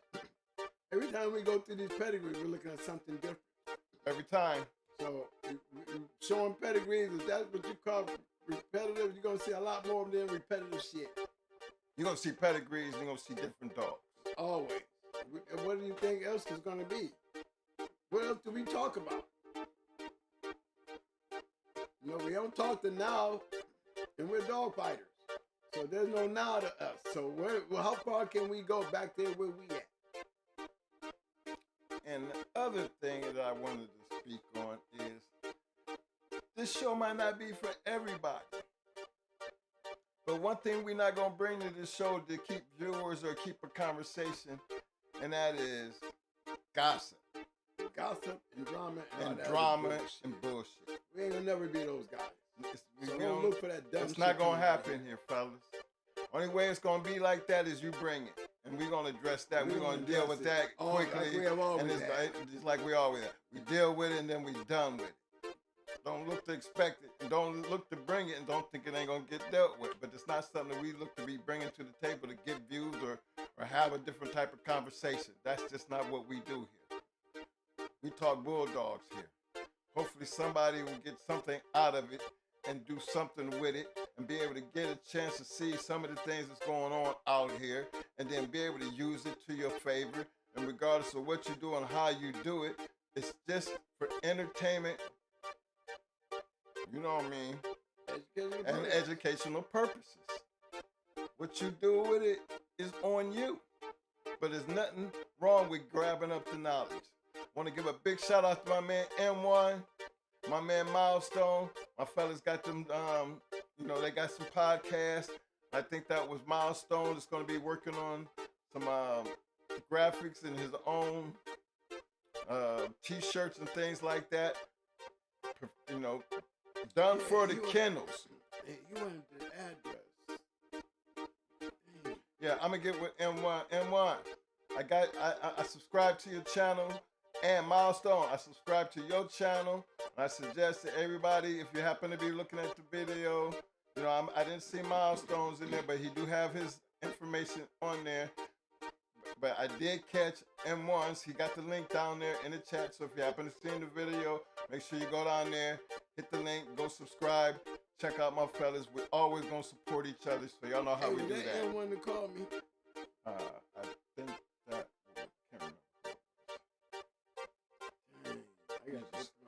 I can't remember. But yeah, that's another thing. Just wanted y'all to get a good understanding about what we do around here. You know what I'm saying? It's not, drama is not going to be tolerated because we just don't get into that. We don't come into this show to deal with all that. Nah, we ain't trying here relating to the dog game in an area that there's not much space to move around in, guys. It's our past.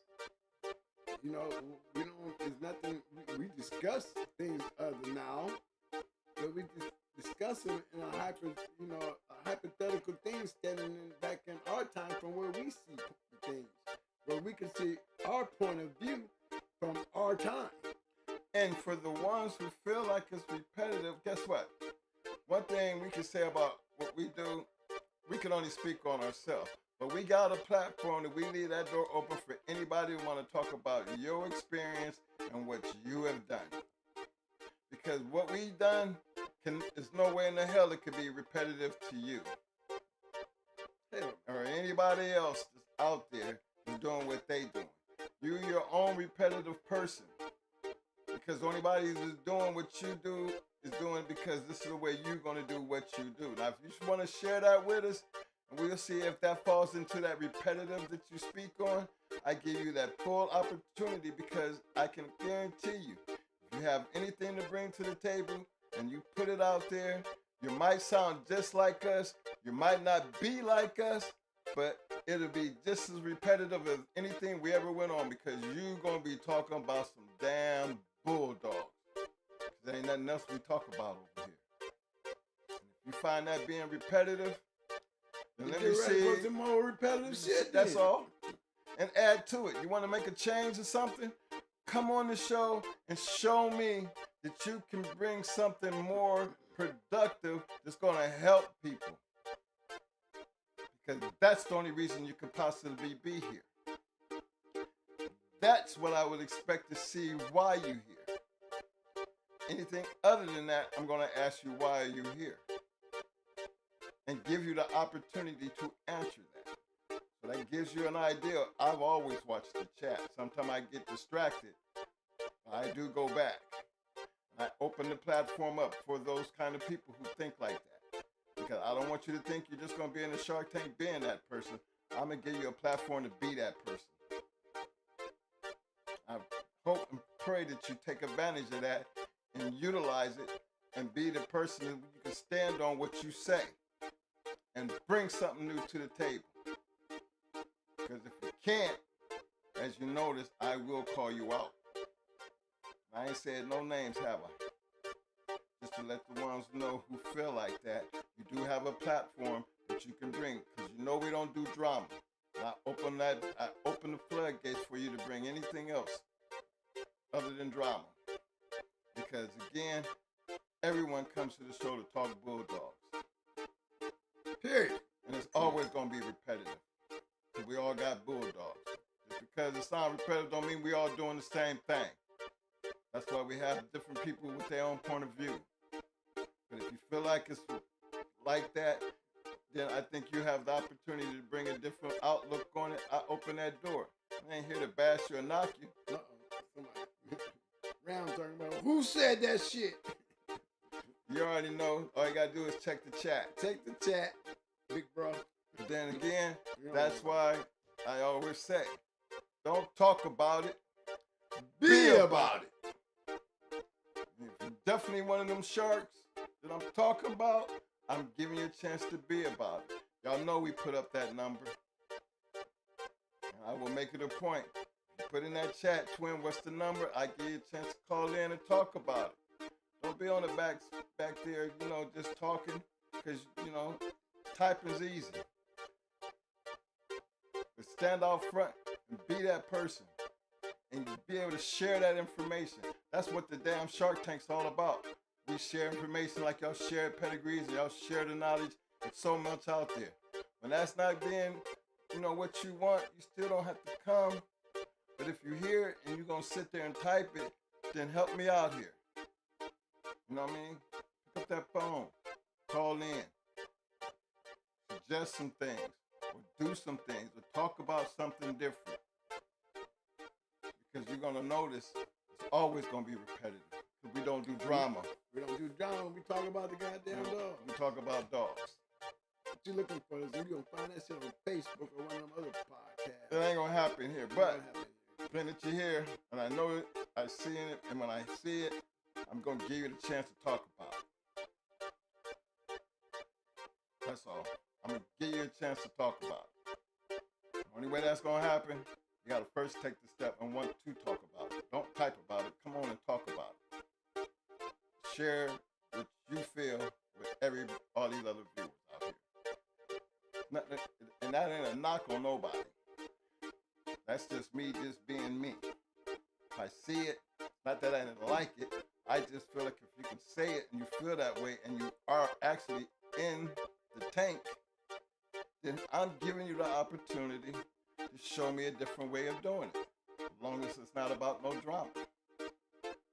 We don't do drama. So y'all know that. Hey, when you're here, bring something new to the table and we'll definitely talk about it. At least you be willing to do more than talk. You being about it. going to address and say what's on your mind, because that's what the Shark Tank's all about. That's what everybody got that blue. So use it to your advantage. Don't hate on it. Be a part of it. We're always open for new things, new content, new pedigrees, new things. We can't never talk about the now, because now we're not into the now. The now is not what we do. We ain't gonna be doing a whole lot of basement talking either. So, what That's you gone. about? That's done. So it is what it is, fellas. And it might seem like it boring, but you know what? I can still say we can talk about dogs after damn near 30 plus years of being around them. Actually, more than that, because I still deal with dogs. Hear my little scrumpy in there earlier? Yeah, what happened? Hella get, she on her, she in heat. Trying to calm her down. A little bit come over there trying to get some, a little jealous and stuff. Hella didn't like it. Snap at her. Grab her. So, I tell you, you can't kill your house dog. trying to keep that to a low. But, things like keeping things interesting. And I think there's so much to learn, because there's so many other dog men out there. I mean, I see 500 some people watching the damn video. I know there's a whole lot of different things to talk about, but everything, we're only going to talk about what we know, what's going to help y'all in the long run. Because guess what? There's a lot of help being needed. Because I do look on Facebook. I did tell y'all, every once in a while I do check in, and we do bounce around on these podcasts when we have time. Sometimes it'll be 3, 4 o'clock in the morning. We'll still do it. He'll be up playing Call of Duty or something. Me and him just want to sit down and talk because we can't sleep. But we always find it, a way to stay on top of what's actually going on. And, we see what's going on. I got 520,000 views in less than 2 years. Talk about bulldogs. That gave me, if being repetitive was got 520,000 views and only 180 videos, I'm going to be repetitive. Why change on something that I'm only doing that is talking about the dog game?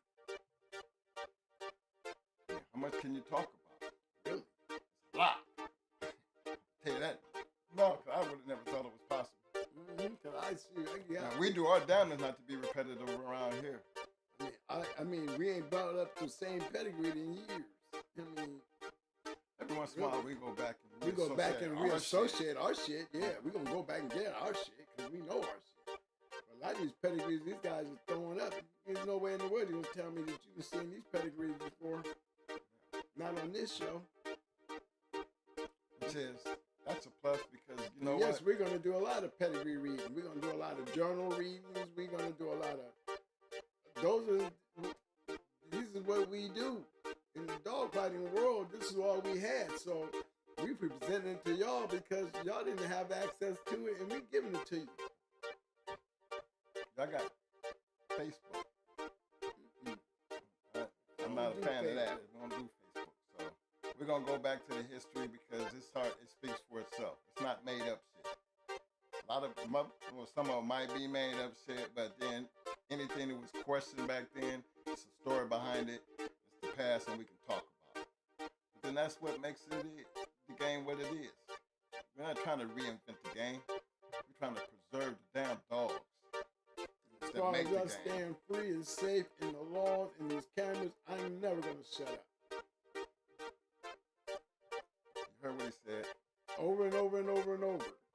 It's not going to stop. Because each time we get new subscribers, new viewers, and it's going to be repetitive, because what you heard, and guys that's been here from the start probably heard things several times and probably know my personality by now. They done seen so many of these shows. But we still speaking for the new people who comes in and might not have heard none of this shit. That's why we always tell you, if you ain't been there, you need to go back and catch up. Yeah. But, and again, we 180 tried, videos and go there's back. 180 videos back there. God knows it's not 300, 400 where you got to worry about all that. But it's things that, like I said, we never try to be repetitive. Now, things here recently, there's a reason why I think Mo took on that. Because remember I told y'all about that poll we had, about 4 or 5 shows ago? it was so such a letdown that you kind of felt like, who am I talking to out here?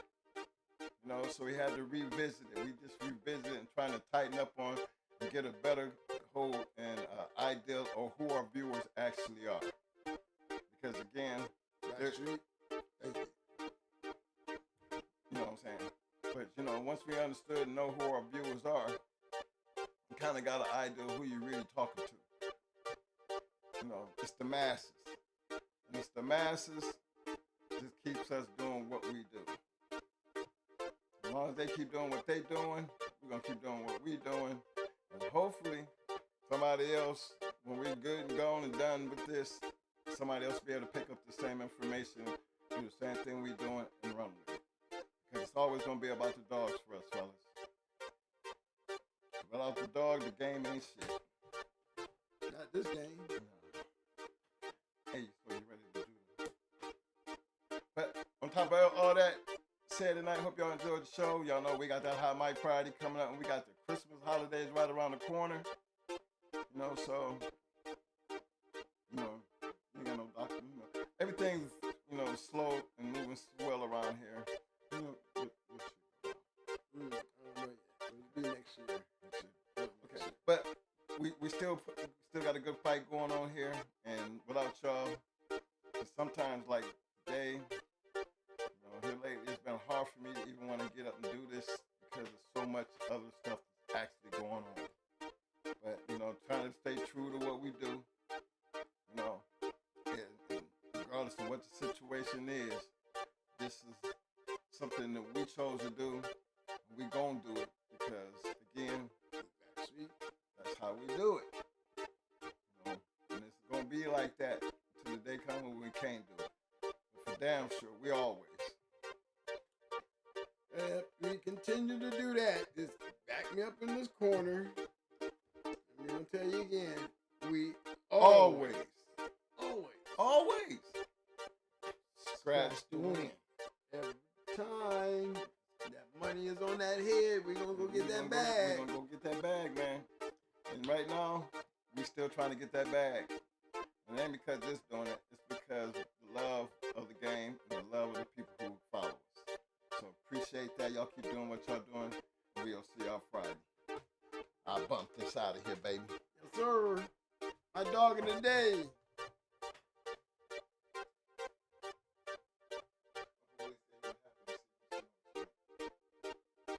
Uncle Willie. Well, Uncle Willie, I'm happy to have your shit on there. Since you're in the chat room, I'm going with Uncle Willie's 2-time winner.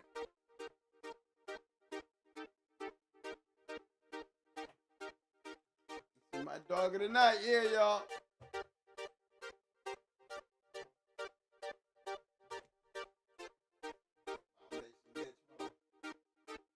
That man. Juice. I know what he's in. He picked Juice. Yeah, Willie, look at Juice. Look at Juice, Willie. He lined up, Willie.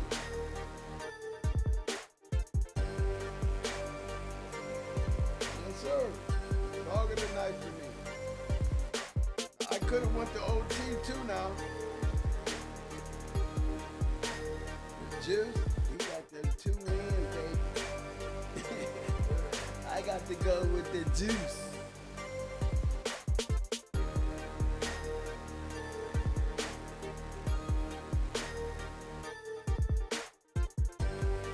Hey, I appreciate the love, fella. Jermaine said that was Jermaine. Told me to send the address. Man, you the one called and told me to send you the address. That's what I'm trying to make sure of. That was you? Or was that Jermaine that called us and said we didn't have no sound? Was that Jermaine? I don't know. Hey, I'm looking for the person who called me and said, Jermaine, I'm gonna send you this stuff. And I need your address. And I cannot remember the number. Send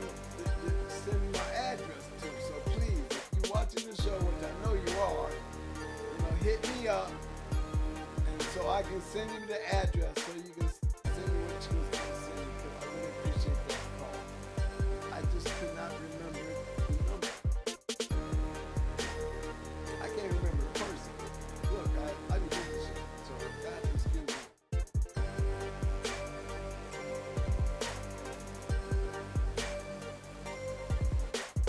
Oh yeah, big shout out to everybody that sent their pedigrees in today, man. That was, I don't know what they talking about. I love them pedigree shows because you see so many different new dogs, you know? Uncle Willie, hit me up, man. Right, man. Uncle Willie, you know, I'm trying to tell you about Come on in, Uncle Willie, and help us out on the show. Come on, man, you got a lot to talk about, man. Yeah, I didn't know you had it like that. Come on, Uncle Willie. You been sitting back there watching nothing? When you got something? Come on now. Yes, sir. And you need to be you need to be making that phone call. Oh, Mad Maggie. We had had him on the show. You know what I'm saying? That's right.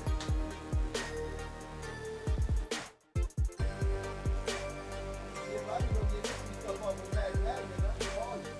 I get my bad bag.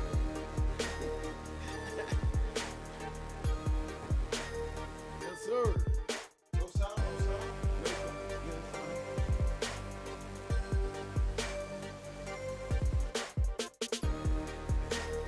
Well, fellas, I hope y'all enjoyed the show. I hope y'all enjoyed it, because I actually enjoyed the way y'all amaze me with these pedigrees y'all be sending me.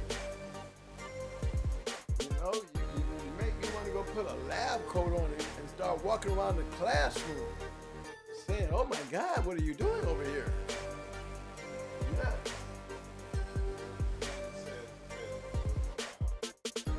Oh, okay. That was your man you called. Where you go, brother?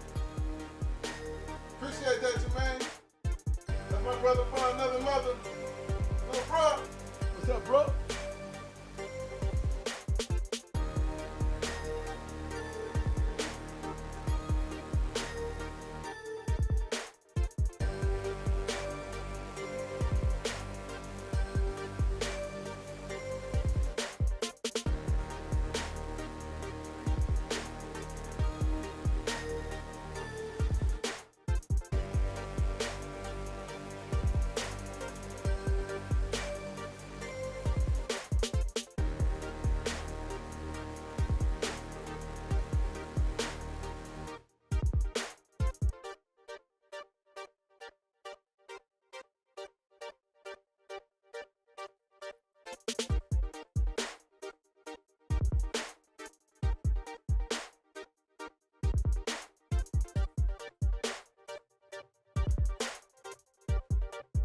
Shout out to Walking Down Ram, Big Steppin'. What's up, big bro? Yeah. I call Ram the Guardian. I call Big Ram the Guardian.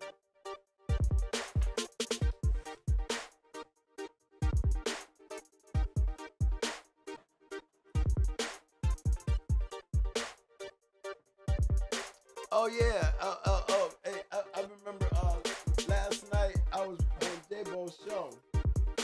Yeah, I was watching it. It was not on the show. I was actually watching the show like 3 o'clock in the morning. And they said something about tetracycline. J-Bo, tetracycline is used for kennel cough. Albon is used for coccidia, okay? Tetracycline is used for kennel cough. And Albon is used for coccidia.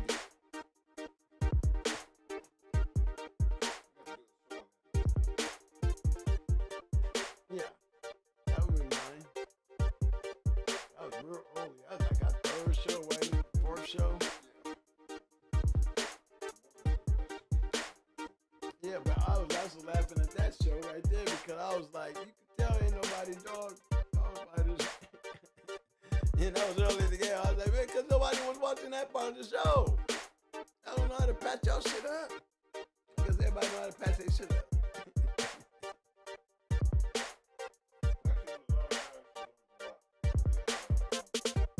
Yeah.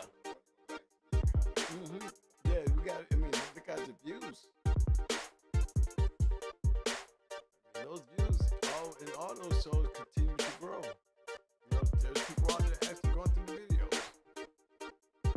one guy said he turn on the videos and he go to work every day and he plays the videos.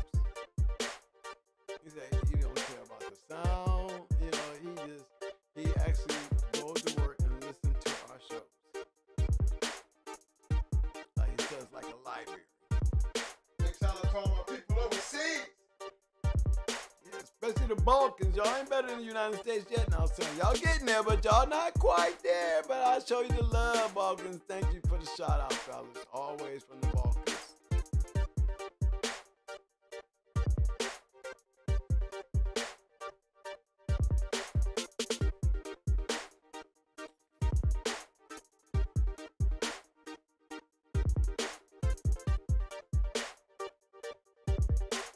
I got so tied up with Uncle Willie, I'm gonna go get me another one from Uncle Willie. I'm gonna get this one too.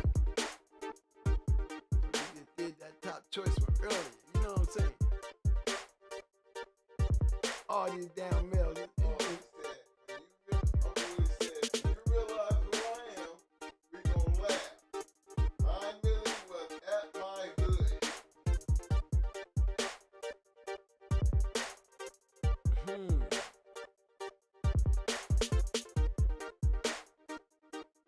Down, Wooly. She said 9 million was at my hood. And you know I was around 9 million like a mother.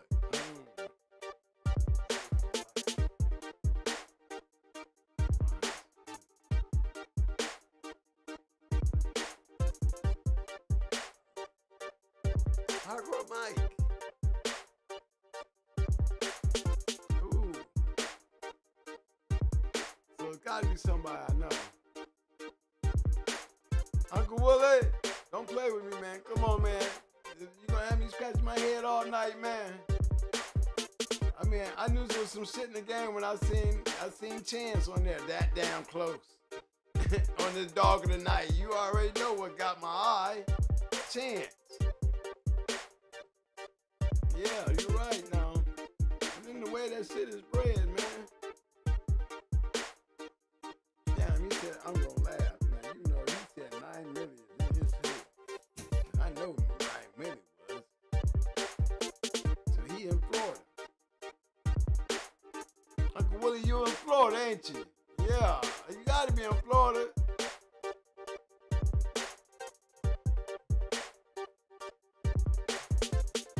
Or it could have been for number 5 or 4. You know, let me see. I know 5 and 4. Oh, I mean, I remember them hoods. I was trying to remember now. Okay, help me here.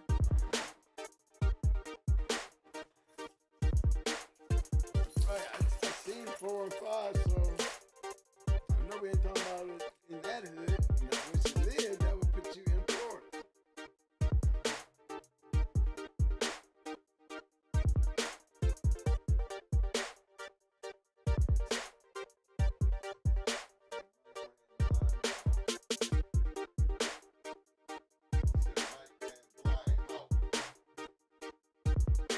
Yeah.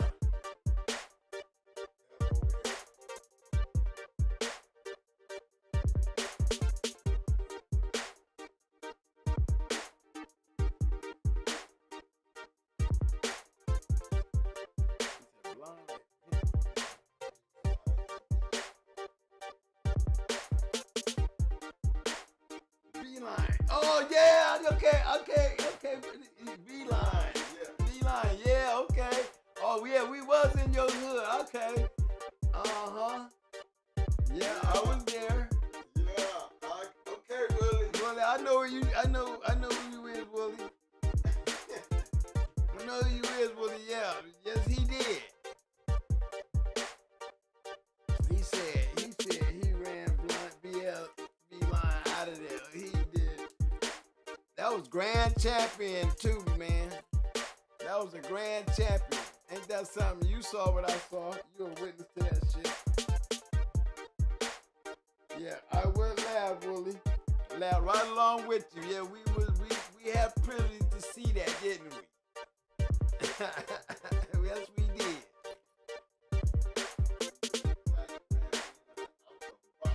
Yeah, out the box. in quick fashion. Mm-hmm. Yeah. But them people now, old Hickory had that champion Hickory. It was there. Remember, there was a couple shows that night, fella.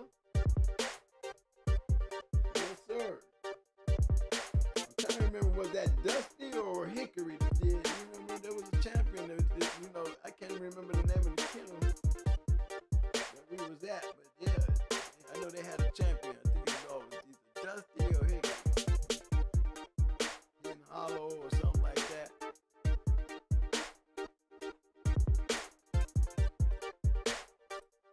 Yes, you're right. We was definitely there enjoying that funny ass night.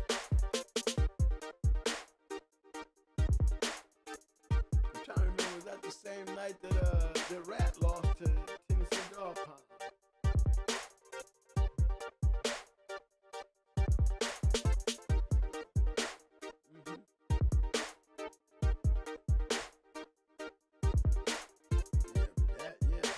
He seen that 9 milli thing, man. He saw something funny as hell. Hey, Willie.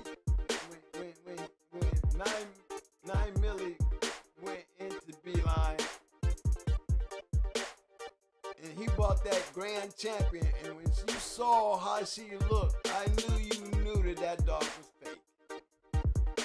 For that dog to be a grand champion and supposed to whip all those champions, the way that bitch didn't last 30 minutes, man.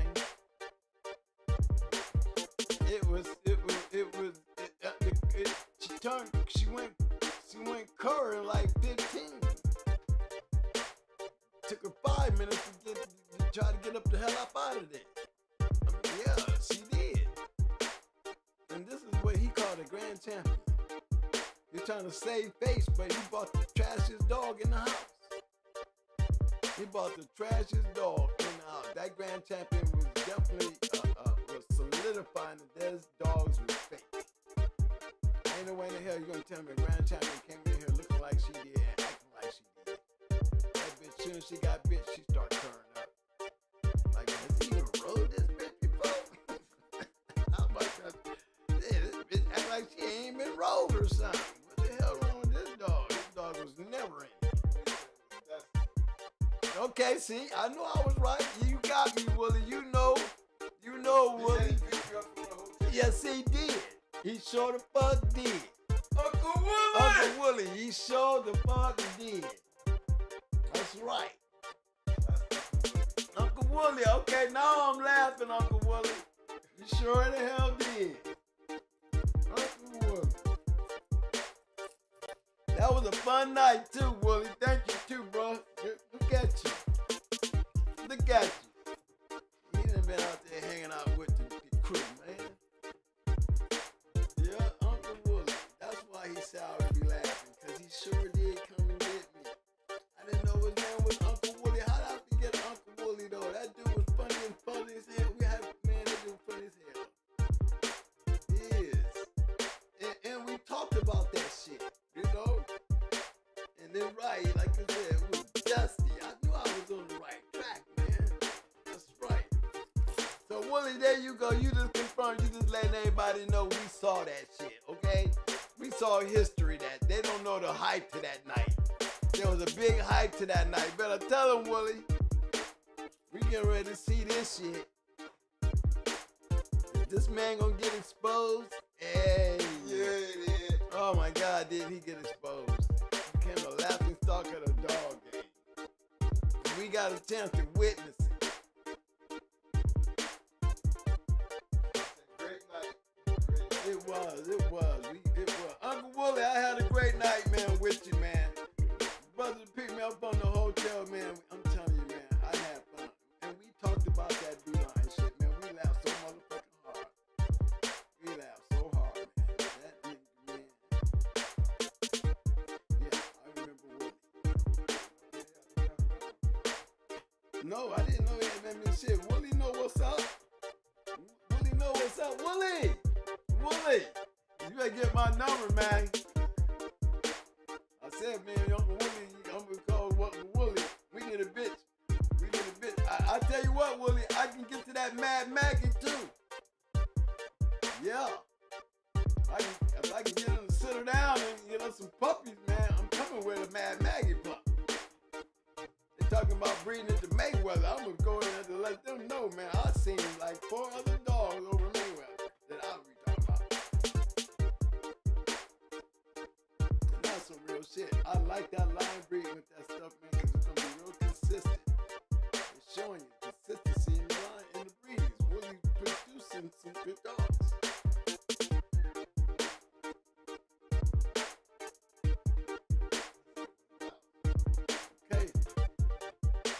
Sir, I'm cheesing, baby. I'm cheesing.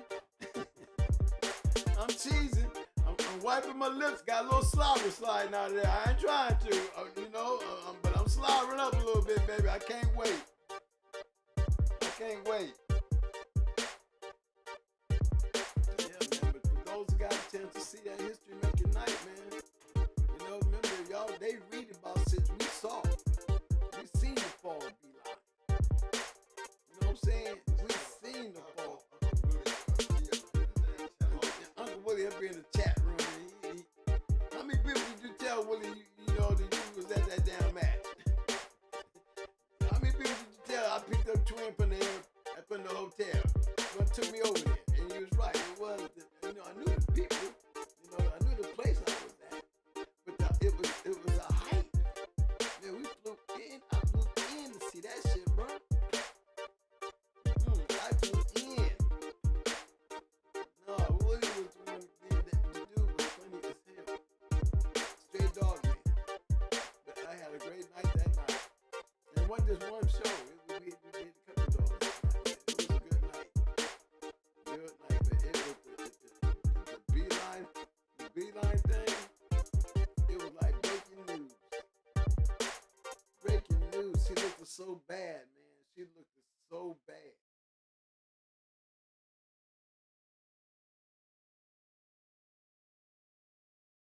Yeah.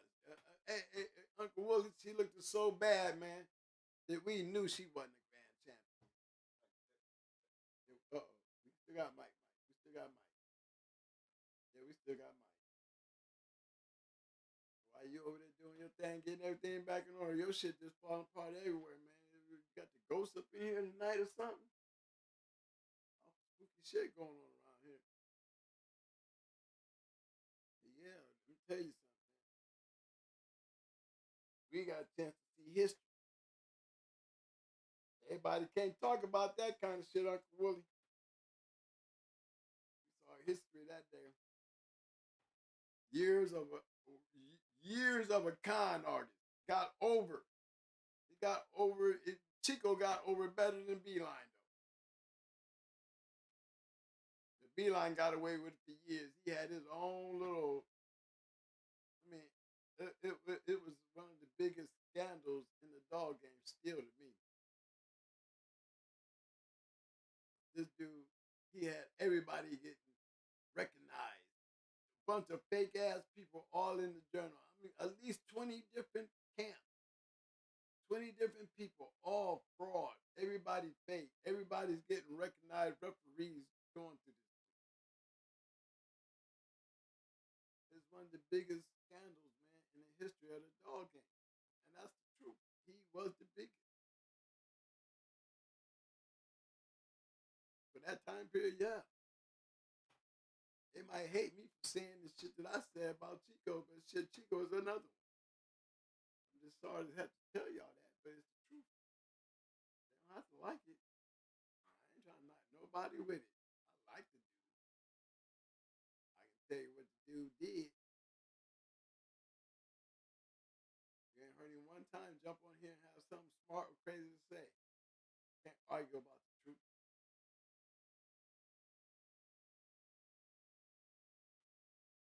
I argue about the truth.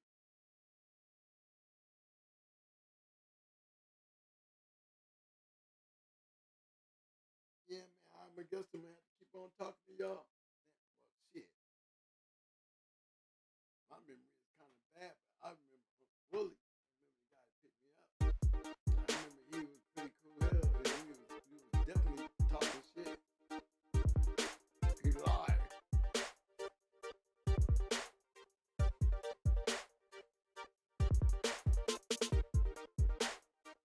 one of them South Carolina boys, man. You know what I'm saying, money.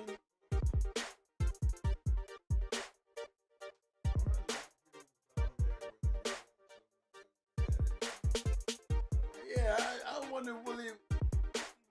Willie, we was down there by Savannah, Willie. And there's some guys down there that had nothing but a bunch of golds in their mouth. You might know these dudes, man. They had the bar.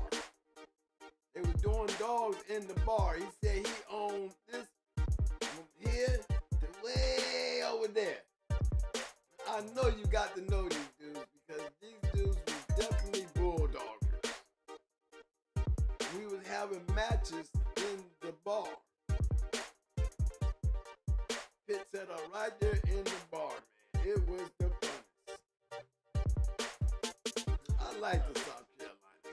I did. Those dudes was live as fuck. Hospitality was great. Yes, yeah. I think because we had them little cute girls with them, why they was biting like that. Them boys act like they ain't seen yellow before. Everybody in there had yellow gold. I mean, $1,000 miles. I'm like, everybody was gold in there. That man said, I own commandos. Yeah, way over there. I'll never forget the way he said it. He had us all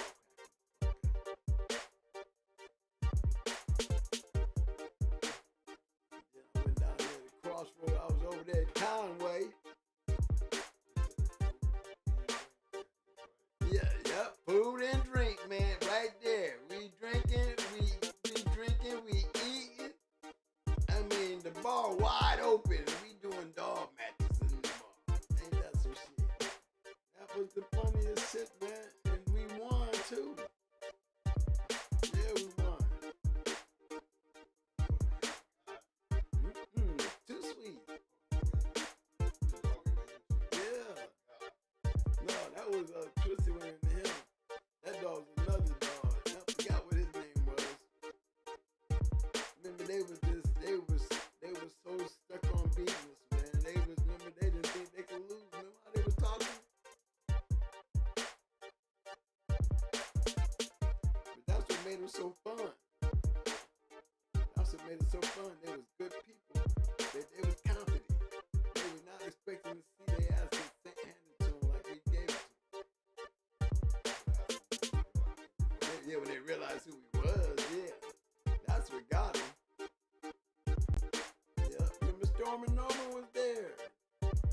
Oh, Stormy Norman, he came out in Michigan. We all went down in there.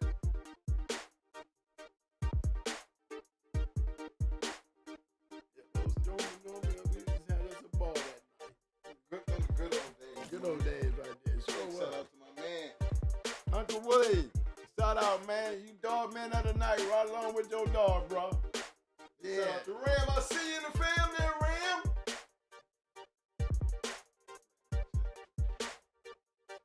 Oh, Uncle Willie. That's that Carolina shit right there.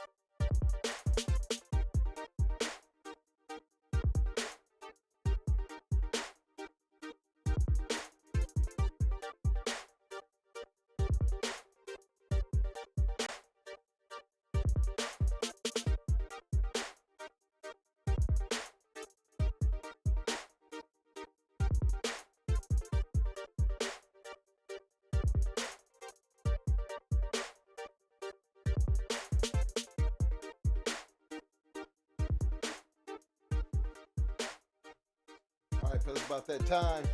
Appreciate everybody who showed up and showed out tonight. Again, big shout out to the Shark Tank.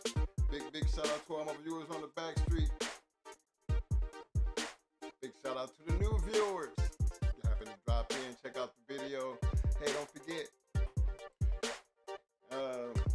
to hit that like button. Don't forget to hit that subscribe button if you haven't already subscribed. And we'll be back 8 p.m. for a Hot Mic Friday. Don't forget, get a chance, go by and check out Going Hard Reloaded. Going Hard Kennels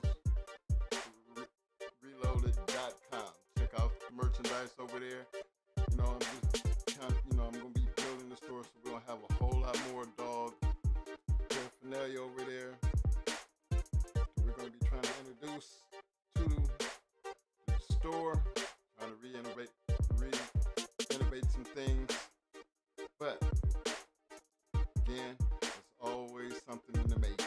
But none of this would be possible without our viewers. Big shout out to all my people, the Balkans, England, Ireland, UK, South Africa. It's just a blessing just to know that we have people all over the world to check out the channel. And all I'm gonna do is just say, y'all keep doing what y'all doing, and we're gonna keep motivating us to keep doing what we're doing. Hopefully, everybody and anybody can at least get something out of it. But the appreciation and the thanks is there. We wouldn't be where we're at if it wasn't for you. Because all we're doing is talking about bulldogs. So, again, thanks to everybody. As I close it out tonight, everybody stay safe, get ready for these holidays, and we will see y'all Friday. Hot Mic Friday. Until then, you know how I do it. Rock out with you. And we'll go from there.